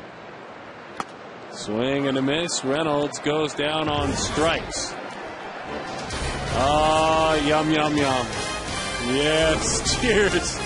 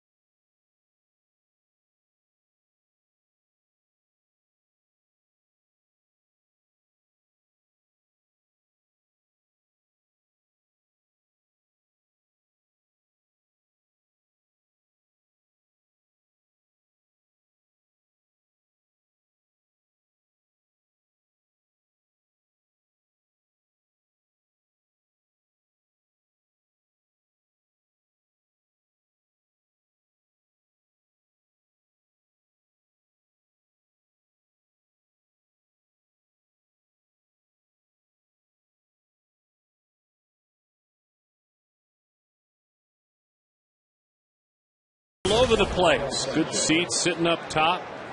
You are watching at home. Continue to do so. What's Brewing brought to you by Miller Lite. I've just got to say I'm excited about this Giants series. Ian Kennedy, Madison Bumgarner, day game.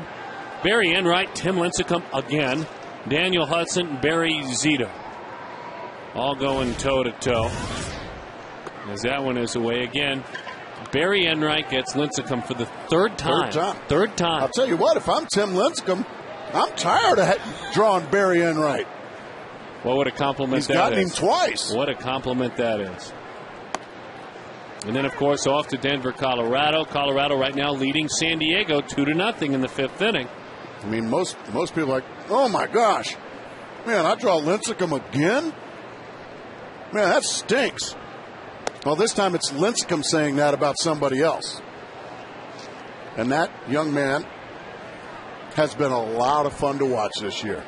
6-2 with a 2.45 ERA. And it's who he's beaten.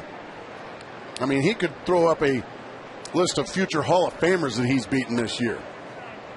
He has gotten Latos, Lincecum now 3 times, Ubaldo Jimenez. It has been Steven Strasburg. That's exactly right. I'd forgotten about that. And the funny thing about Enright in the Strasburg outing, that was, and I use this term very respectfully, that was his worst outing. Gave up 3 runs. In 5 innings. And so did Strasburg. That's exactly right.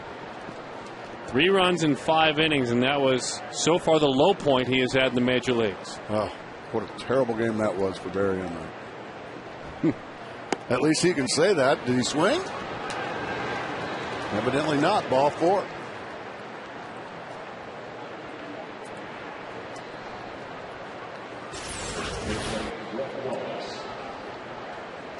Nah, he checked it up.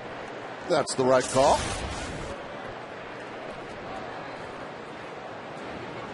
Kirk Gibson has seen plenty, and I'll tell you this, kudos to Rodrigo for piecing it back together. After the first 3 batters of the game, he was down 3-zip. Since then, nothing. Nice job by Rodrigo Lopez. Carrasco comes out of the pen.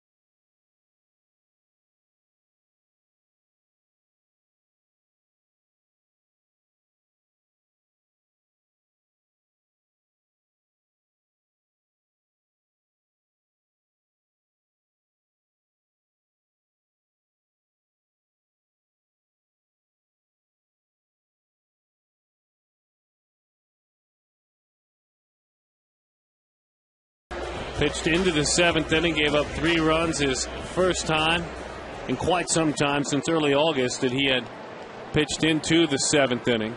And for Lopez, it had been a string of his last 5 starts of 5 or fewer innings. So he gives the ball now to DJ Carrasco.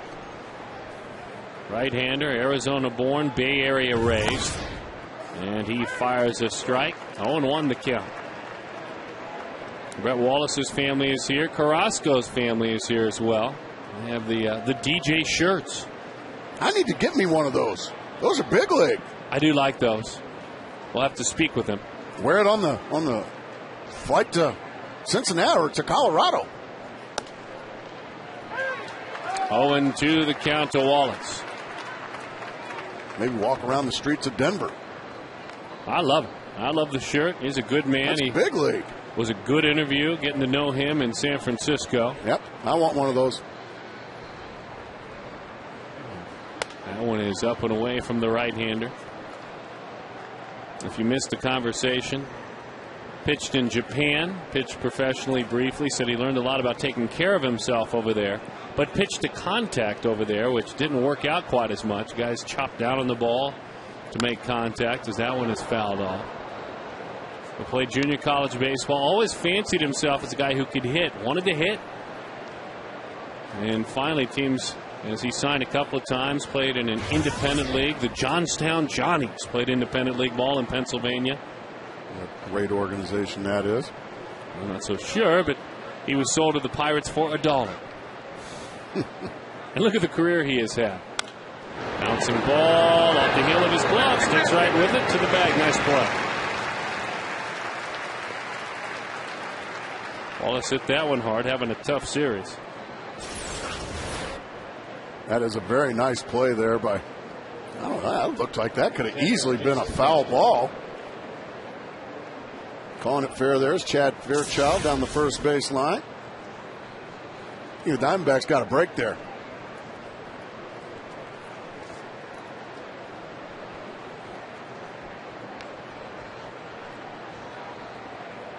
So now Jason Castro.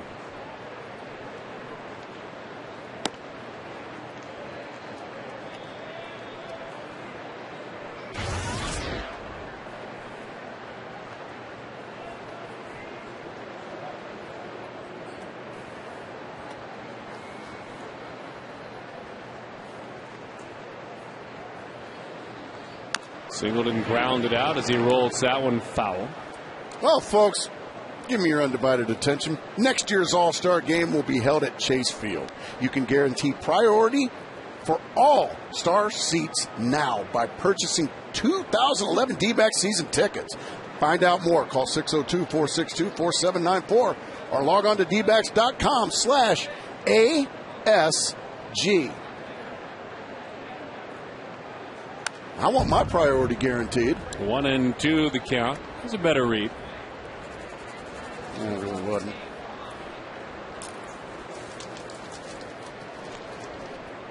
So you were 1 for 2 today in your reads. Well, no, there was 3. Yeah, that was a sac fly, that last one. Oh, okay. So we'll give you an RBI, but no official at bat. Thank you. You got to get something. Started out as a sac bunt, ended up in a sac fly. The 1-2. That one is low. Nice block there by Hester. Saving that very valuable 90 feet.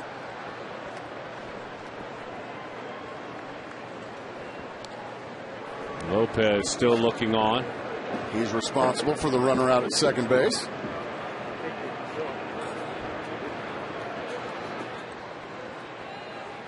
And there's that runner, Angel Sanchez.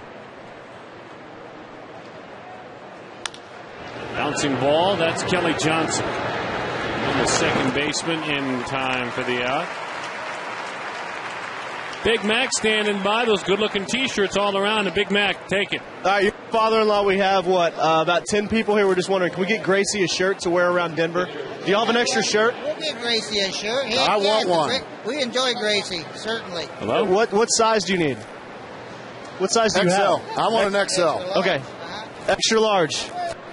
We'll if we can't find one here, we'll grab one of the. He has one with us, but have to bring him tomorrow. We have to bring him. We don't have one with us right now. No. All right. Well, they can bring it tomorrow, and you can wear it around Denver, Gracie. Oh, thank you very much, Mac, and thank them.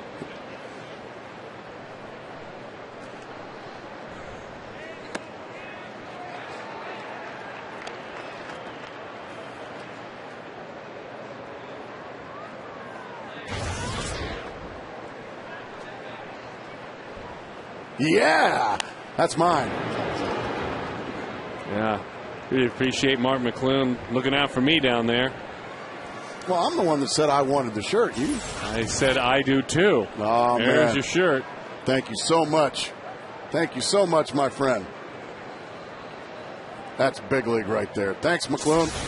Yeah, thanks a lot, Mark. You go ahead and turn his mic off for the day. 2-2 the count. Send him on to the double secret back statistical room. Do some research. And that'll do it. Those shirts look good. The one coming up to the booth, just the one. Yeah. Will look good on Gracie. I love it. So you might want to put down your cell phone, too, on the right.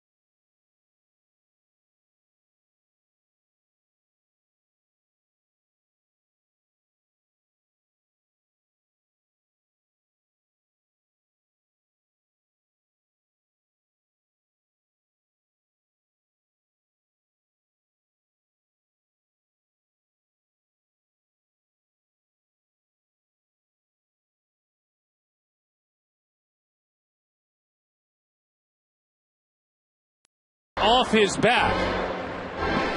And a family member, I'm to assume, we didn't really find out exactly who they were, but there you have it. He has got the shirt. Thank you very much out there. I'm going to be wearing it proudly on this upcoming road trip. Thank you, Mark McClune, for getting this for me. And thank that feller for being very generous with his DJ Carrasco, sir. And thank that fella for throwing a shutout inning. Again. He has done a great job since he's come over from the Pittsburgh Pirates for Snipe Peace. Yeah, he certainly does. Speaking, of course, of Chris Snyder.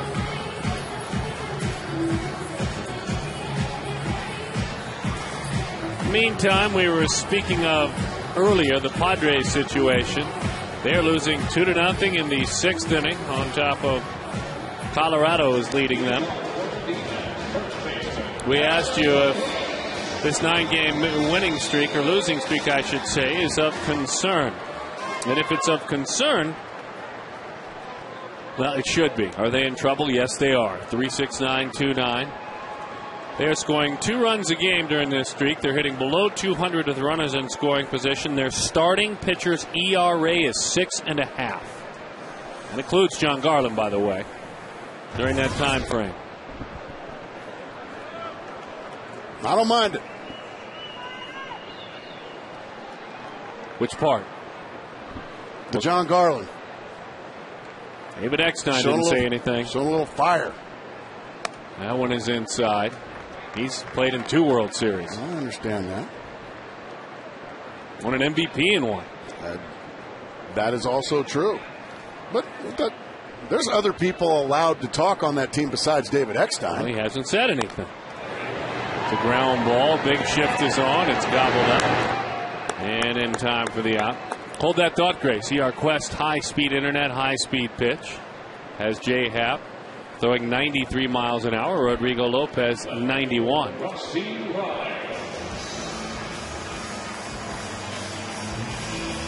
Oh man, good to see Slash here today at the ball game. Reading Discover magazine.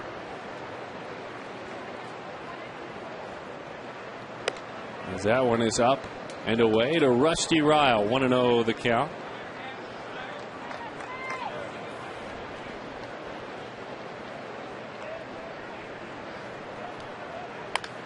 Little topper. Happ on his knees, threw it away.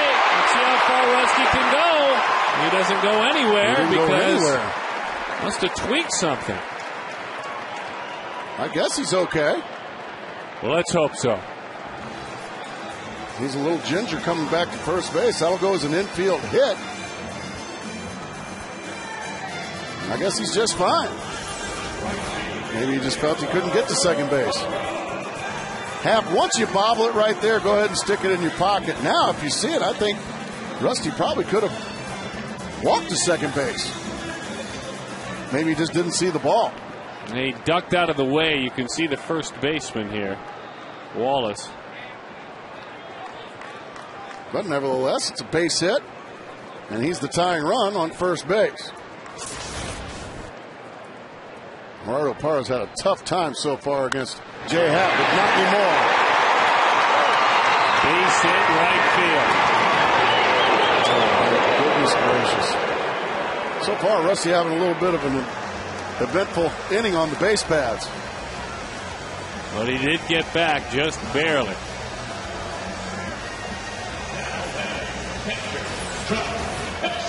Pence throws behind, or actually he doesn't really throw behind, he just hits the cutoff man. He could have easily been called out.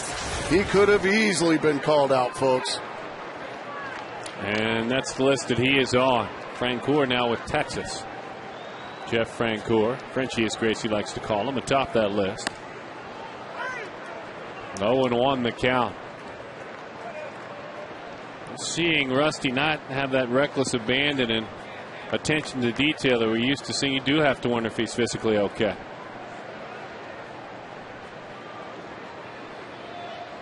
As that one is outside. Vasquez, Boyer, both getting to work. Diamondbacks since the 26th day of August, with runners in scoring position, hitting .308. 32 of their last 104. Oh, that is beautiful. Cut fastball right to the inside corner.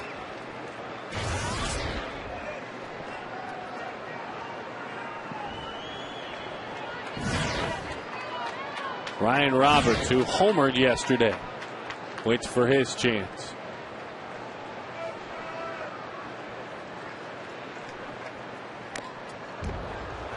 That one got a little more plate. Hester able to nick it foul.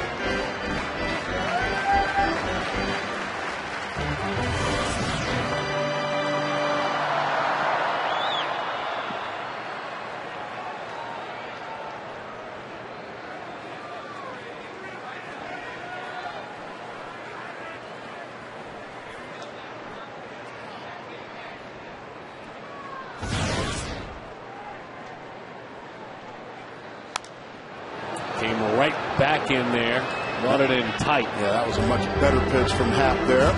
Hester once again able to nick it foul.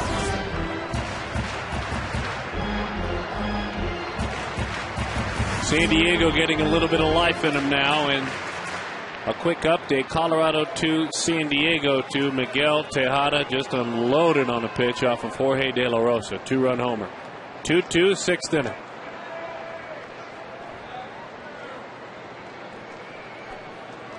Padres definitely need a spark from somebody. Definitely and desperately. Miguel Tejada's hit the ball very well since coming over from Baltimore for San Diego. San Francisco 2 back. Well, back to the screen. Good swing right there from Hester. Came up empty.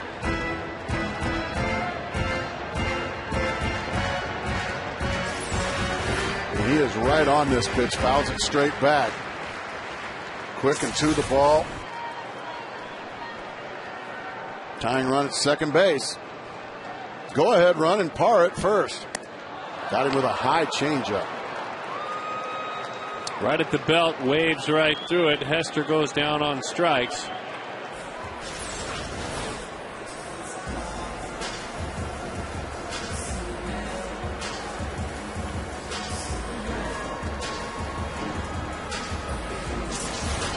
Ryan Roberts, 3 of his last 5. They want to talk about him. Brad Arnsberg, the pitching coach. And in his last 5 at bats, he's got a double.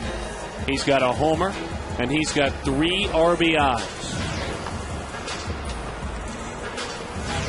And the homer was last night for Roberts. 5th inning, 3-run homer.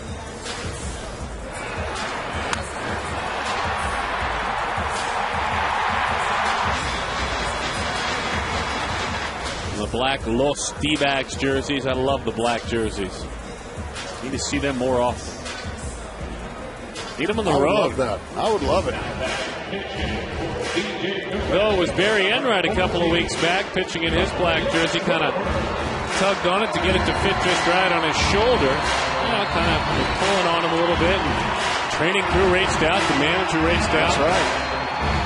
So much they care about those guys. I'm just fine. My sleeve was just a little itchy.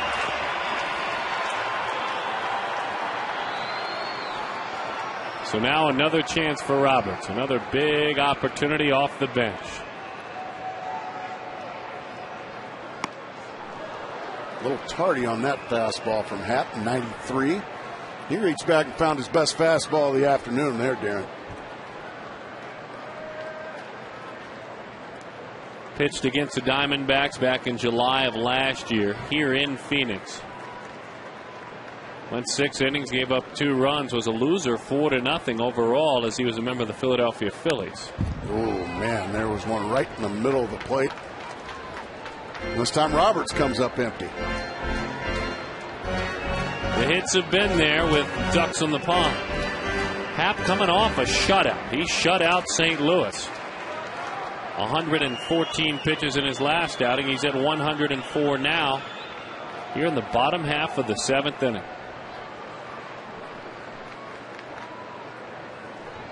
Pitch number 105 coming. Just missed. He wanted it.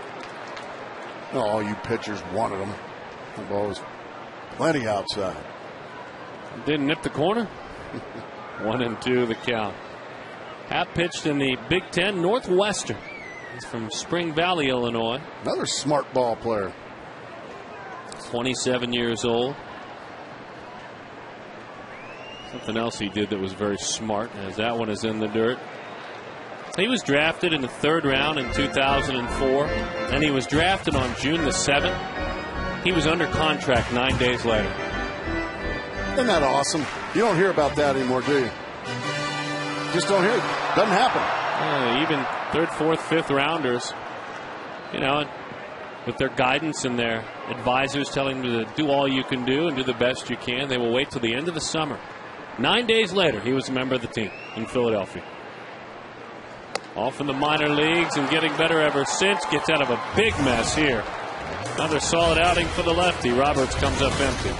2 more at bats for Arizona.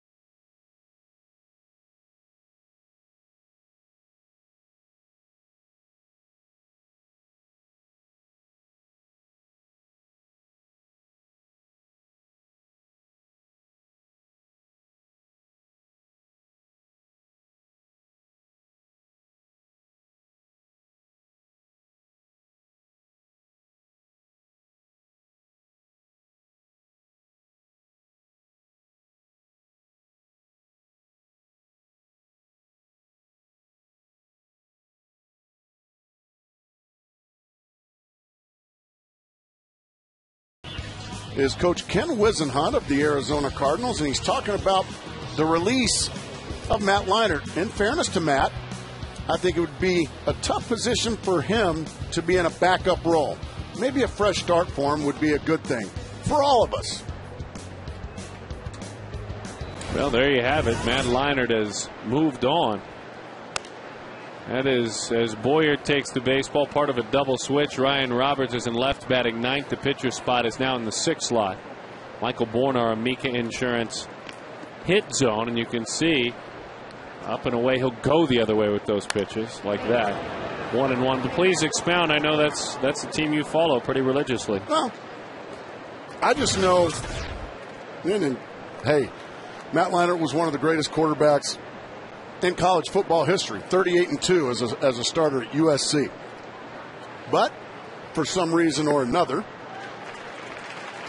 as Michael Bourne, right over the top of that sinking fastball, but for some reason or another, it just did not translate to wins. When Matt Leinart was at the helm, he lost his job a couple or three times to Kurt Warner. And it's one of those things where, hey, you wish the guy well. You hope he catches on and is a starting quarterback in the NFL. But I just know this. NFL teams aren't in the habit of releasing good quarterbacks.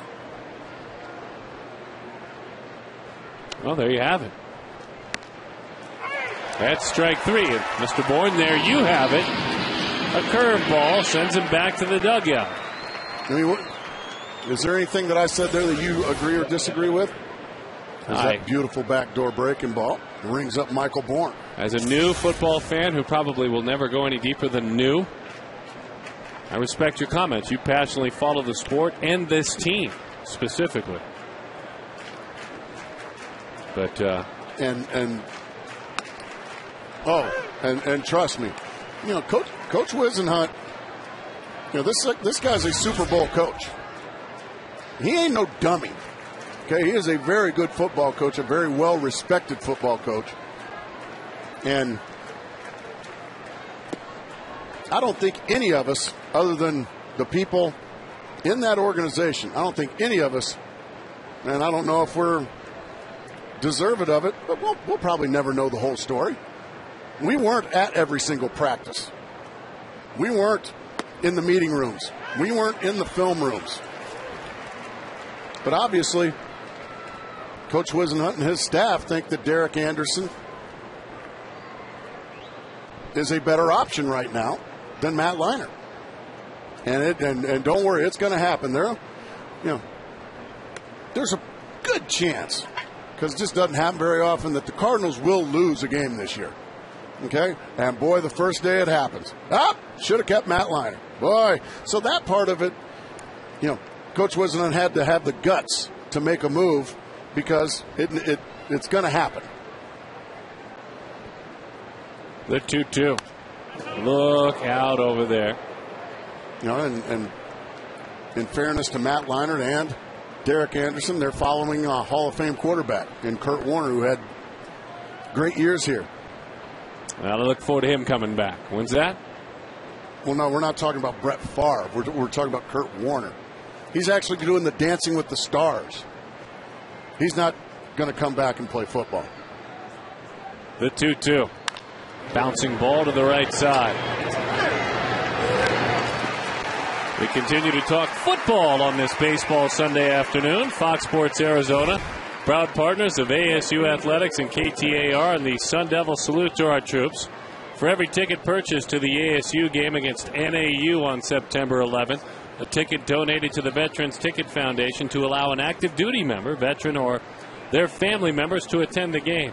480-727-40s or the sundevil.com, sundevils.com, and the promo code HERO. And congratulations to all three major Arizona college football teams for being victorious yesterday. The Sun Devils, the Wildcats, and the Lumberjacks, our neighbors to the north, also victorious. Canada? Well, no, Flagstaff. That one is inside. 2-0 the count. No, they're not. It's not in Canada. Boyer. He kind of got a lumberjack look to him, doesn't he? Well, of course he does, and has that hunting shirt underneath. They all wear that 2-1 the count. That T-shirt that Boyer wears. Other guys will wear those camouflage shirts. See him walking around. Stephen Drew, Adam LaRoche. Yeah, that's camouflage under that Diamondbacks jersey. I can't see it. The 2-1. Runs the fastball in. 3-1 the count. 3 runs, 6 hits, and no errors for the Astros. 3 left on base. 2 runs, 6 hits, and no errors for the Diamondbacks. 4 stranded. And the bullpen hoping to allow the offense a chance to win this game. Long run. Stephen Drew fields. Fires.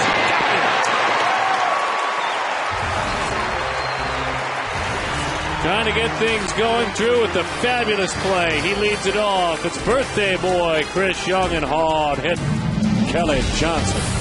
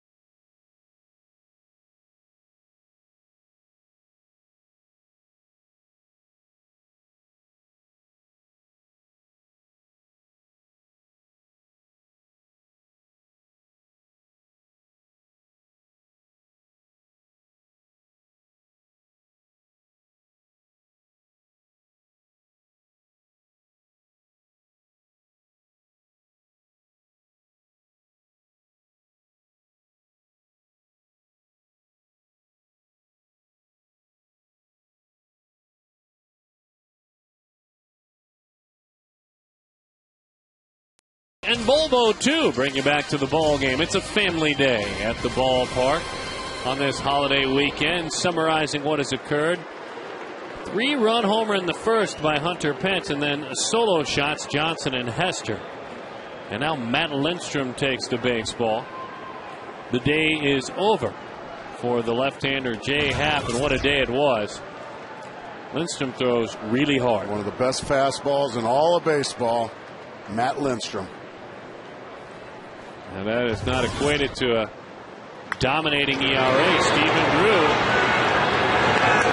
puts the first pitch that he sees on the ground.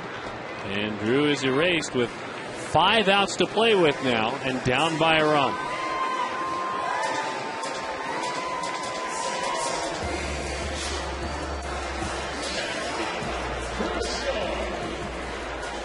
So now Chris Young. Young has walked, struck out looking, fly to right field. Happ went 7 innings, gave up 6 hits, struck out 7, walked a pair.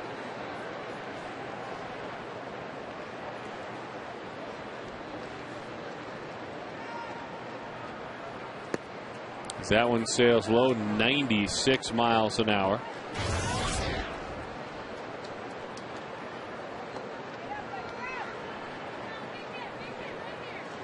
Lindstrom broke into the big leagues back in 2007. As that one is low, and since then his averaged fastball all the way back to 2007, 96.4 miles an hour. That's the average fastball.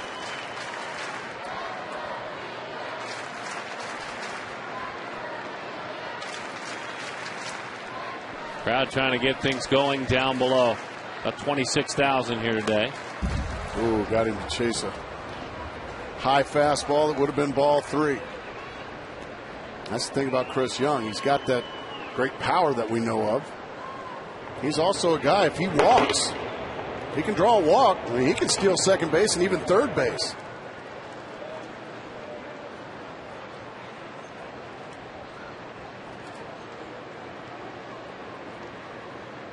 Two-one. Outside with that fastball. Winston trying to get that shoulder good and loosened up. Stretches, reaches for the sky for a moment.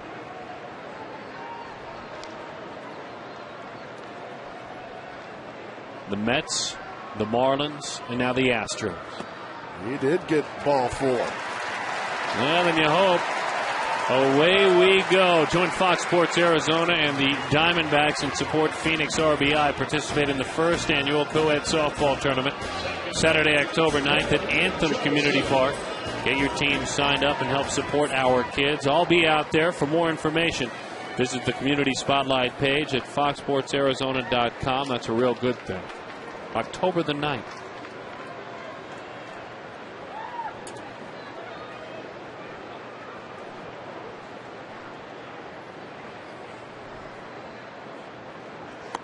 Outside.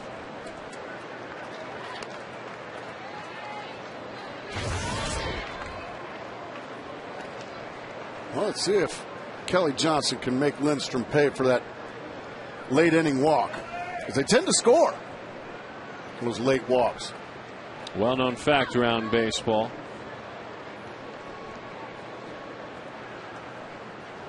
He will drive him back to the bag. And Chris Young, if he really chooses to, could get 2 more steps on his lead. Not much of a pickoff move at all from Matt Lindstrom. 4 stolen bases against Lindstrom this year with just 1 thrown out. Done a nice job overall in his career. Fouled that one off the foot of Castro. Earlier today, Kelly Johnson against Happ went the other way.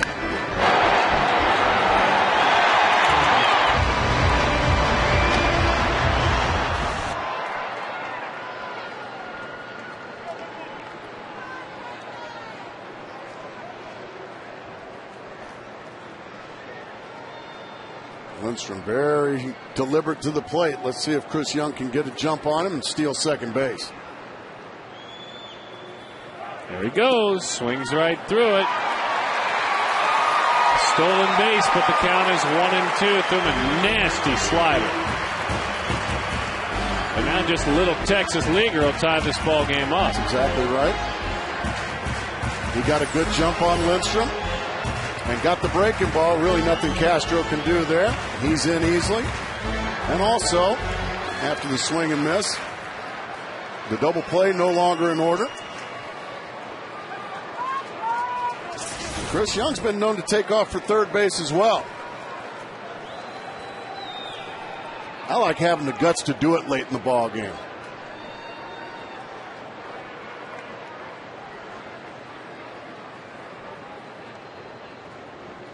The 1-2. Did he go around on the slider? He did not. Boy, that was close. Mike Riley, the crew chief over at third base, emphatically saying no. What do you think at home, folks? He checked it up. It was close, but he checked it up. 2-2 the count. Lindstrom was the closer for these Astros. Had some hiccups. Former Diamondback Brandon Lyon now owns the 9th inning for Houston. Lindstrom serving as the setup man. 2-2. Bouncing ball out front.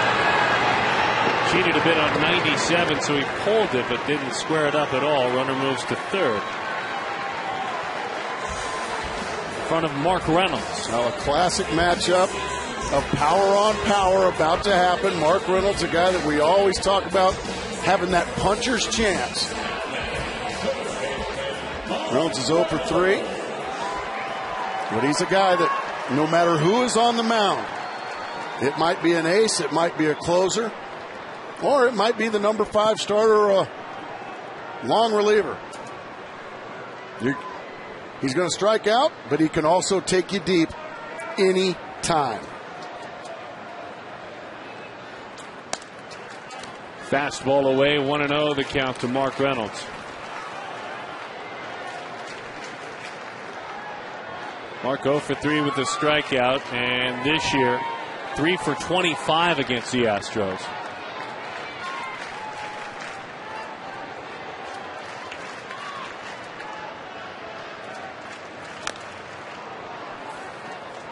Just a late protective swing, 1-1. That's a rare swing from Mark Reynolds. Just a fastball in the middle of the plate, but Mark Reynolds didn't really commit to that swing. We don't see that very often. He usually goes ahead and goes for it. He usually doesn't leave anything in the bag, does he? No, he doesn't. There's your tying run.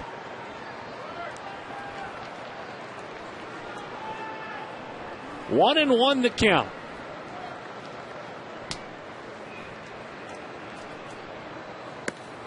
Buckled him on a breaking ball, but it missed. 2-1. That's the thing about that breaking ball. It's such a hard, sharp breaking ball. A lot of times you bounce that one and you risk the wild pitch. With Chris Young on third, that would tie up the ball game. So now the question is, if you hear what Gracie said, folks, does Mark look for a fastball now? If I'm Mark Reynolds, I'm looking for a fastball, and I'm taking the curveball. The 2-1. It was there, 2-2. Got the high strike there. He did get the fastball. Right at the top of the strike zone. Some people have said that Reynolds, that may be his happy zone up there, up in the upper tier of the strike zone. No, he doesn't like it up there. Not even close. He doesn't like it even belt high. He likes the ball down around the knees.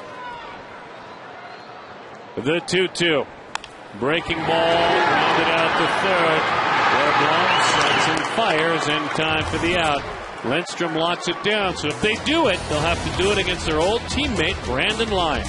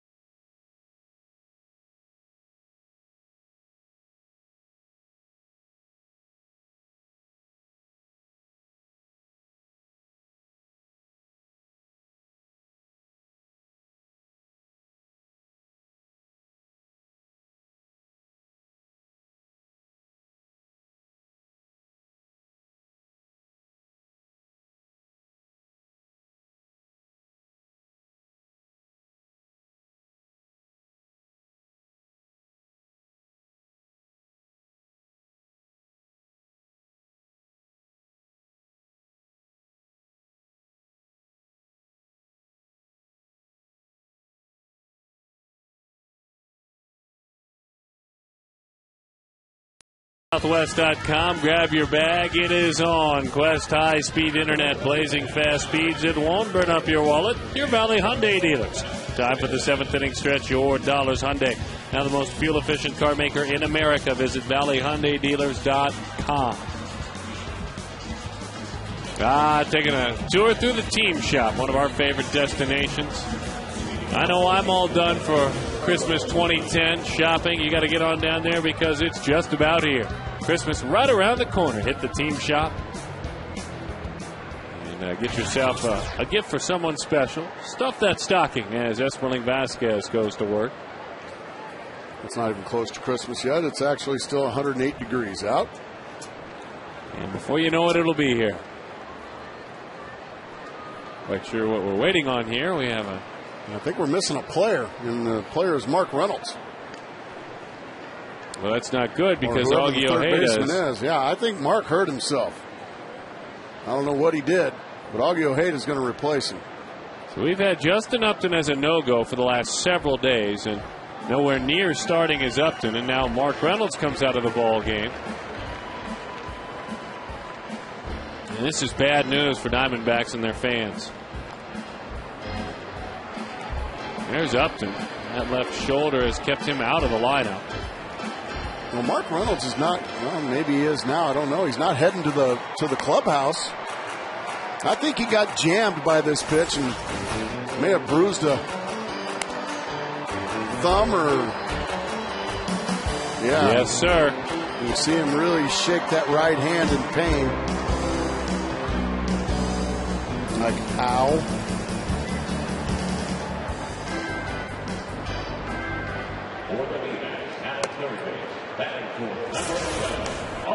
But whatever happened to him, he can't go. So Augie Ojeda is going to take over.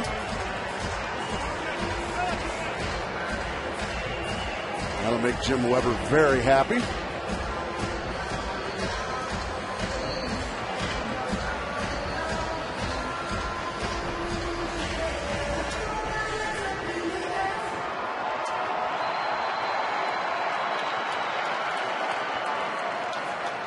Here is Carlos Lee. Esperling Vasquez goes to work. And it's a shot up and over the dugout. We'll have to get some new wood. There it is.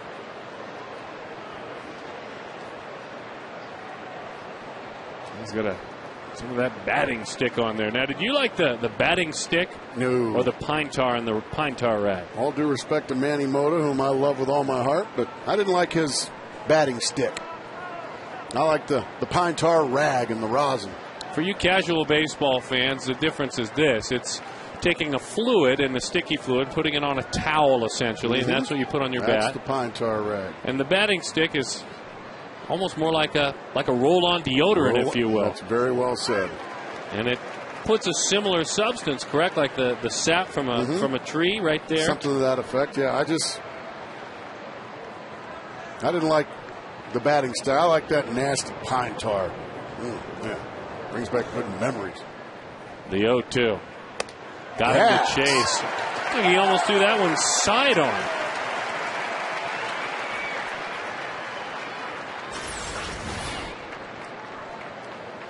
Just rears back. Almost a pitch out, but yet Carlos Lee takes a whack at it and strikes out.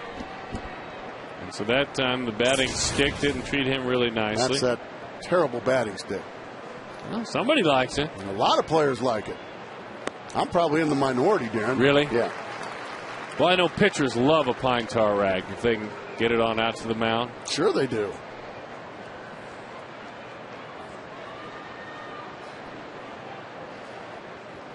A lot of times they'll put that pine tar right in their glove. Maybe some sandpaper.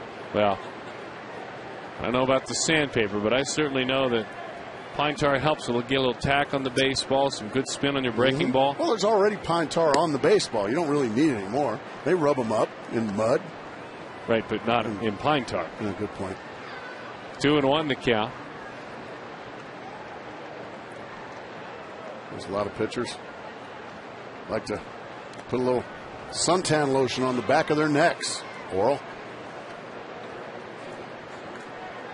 Even when they close the roof. Oh, man. Suntan lotion. Well, a little suntan lotion. Maybe a little sunblock, even. Or on their arms sometimes, I've heard. Sometimes. Oral. The 3-1. 3-2 the count. That ball was hit 900 feet foul. Yeah, it's about 50 rows in the upper deck. That's as foul as I've ever seen a ball hit. And that was a fastball, by the way.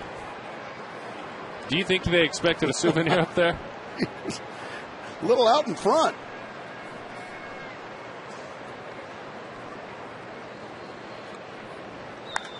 High fly ball, easy chance in right field. And let's take a look down into the minor leagues.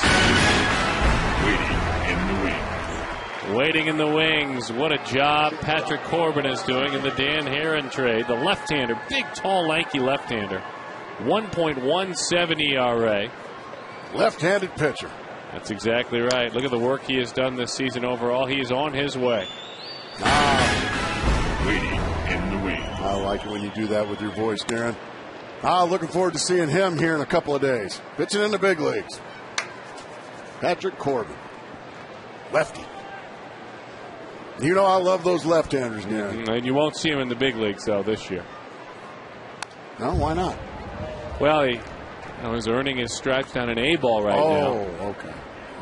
Maybe get a chance to get invited for a few days or a game on occasion in big league camp next year. Well, wherever he is, he's dealing. Kroenke is out there, left-hander. Mike Hampton, left-hander out there. Veteran Mike Hampton. He came in and got an out last evening. About 87, 88 miles an hour, which is plenty good with his sink. But Mike Hampton was never a guy that was hammering a radar gun anyway. He wasn't a guy that blew you away with fastballs. He beat you with movement and location and competitiveness, grit, lack of fear.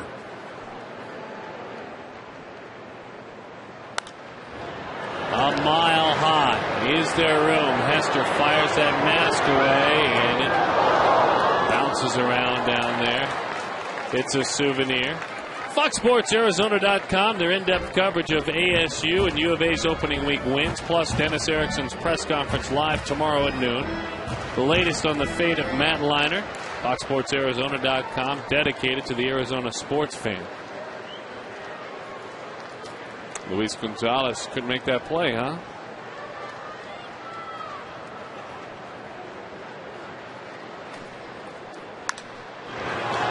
Sanchez drives that one into center field. All right. Down to the last chance, folks. Brandon Lyon coming on out of that bullpen. He was so big in 07. Can he step up today?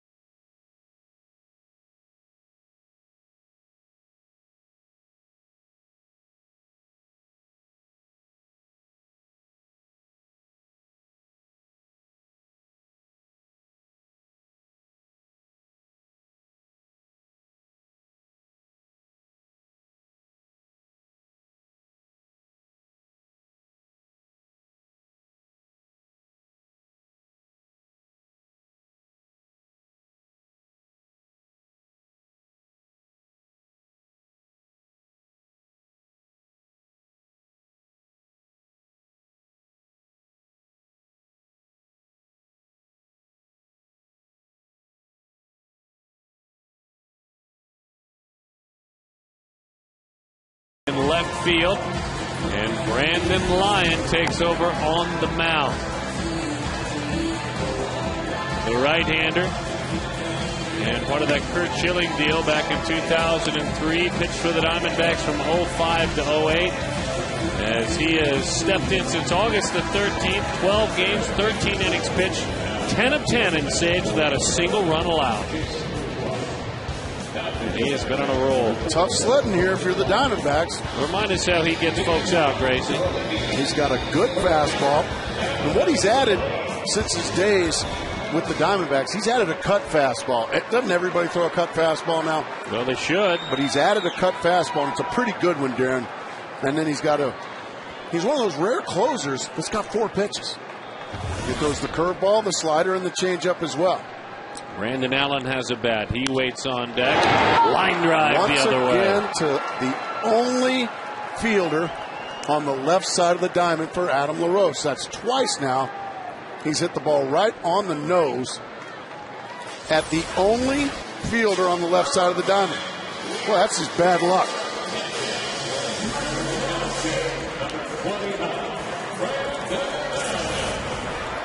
So now Brandon Allen. Allen, who hit a grand slam home run in his Diamondbacks debut. First ball game back up to the big leagues.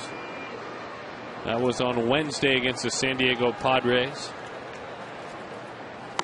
Takes a fastball that runs in, that cut fastball. That's the cut fastball that he now throws. Started throwing that last year with the Detroit Tigers with good success.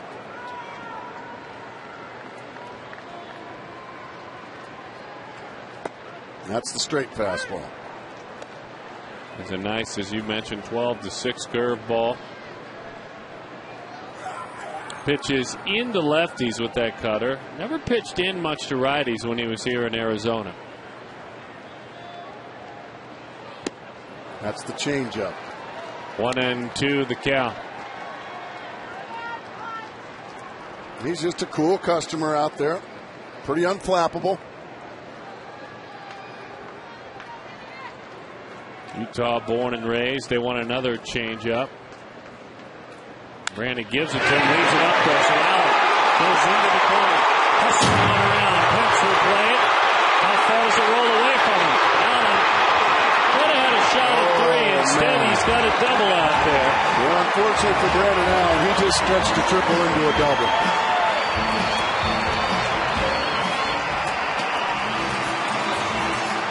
I don't think he saw that ball get away from Hunter Pence. That's a beautiful job of hitting, though.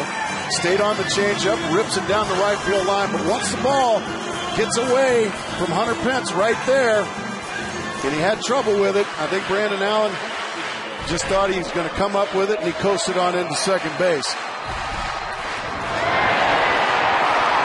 See, he's going hard, and Brandon Allen can run. And he stumbles right there, and now the ball's behind him.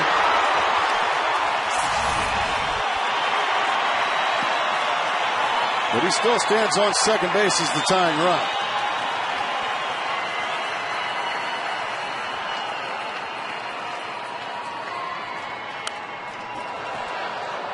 Ran a fastball up and in, couldn't do much with that. So 0-1 the count to Gerardo Parra, who had a tough day early on, singled in the 7th inning.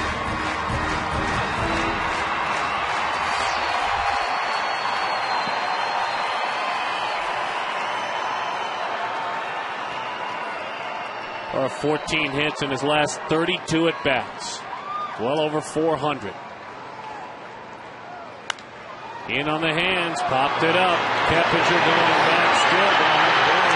Great speed, just runs it down. Well, playing very shallow as well. And then just spiked it back into the field of play.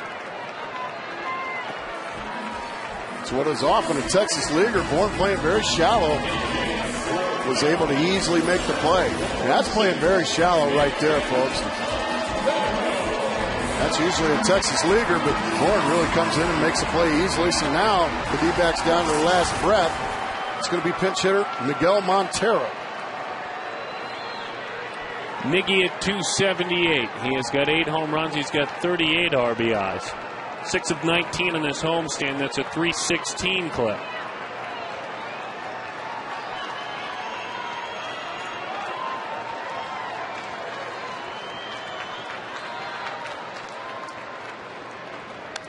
Oh, man, right in on his knuckles. I tell you, not quite sure what the numbers say, but the eyes tell you that lefty's a tough call against Lyon with that cut fastball. Yeah, left-hander's hitting .212 against him this year. Right-hander's hitting .250. That cutter's the reason why. That's exactly right. He gets in on the hands of those left-handed hitters. Brandon Allen, a left-handed hitter, got a base hit. And let's see if he stays right back in there again. Yeah, he wants to go in there again. He didn't get it in there that time. Montero got the pitch he wanted to hit and unfortunately fouled it straight back. He did not get it in. Look where the glove is. Look where the pitch goes. Oh, baby. That thing ran right back out over the middle of the plate, but still got in a little bit on Miguel Montero.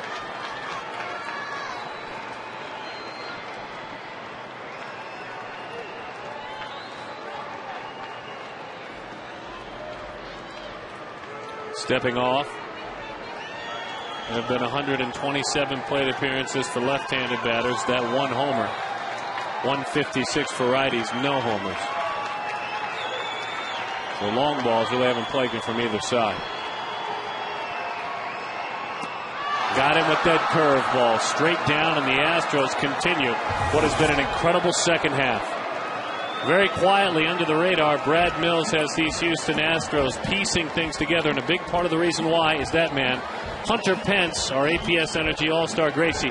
His 3-run home run early set the tone, though the Diamondbacks fought back. That man won the ball game early. Yeah, he was the third batter of the game, and he hit a 3-run home run, stayed on a hanging slider, and drove it out over the right field fence, and that was all it took for the Houston Astros to win this ball game. The Diamondbacks did show some life, but were only able to come up with a couple of solo home runs, and Hunter Pence, deservedly so,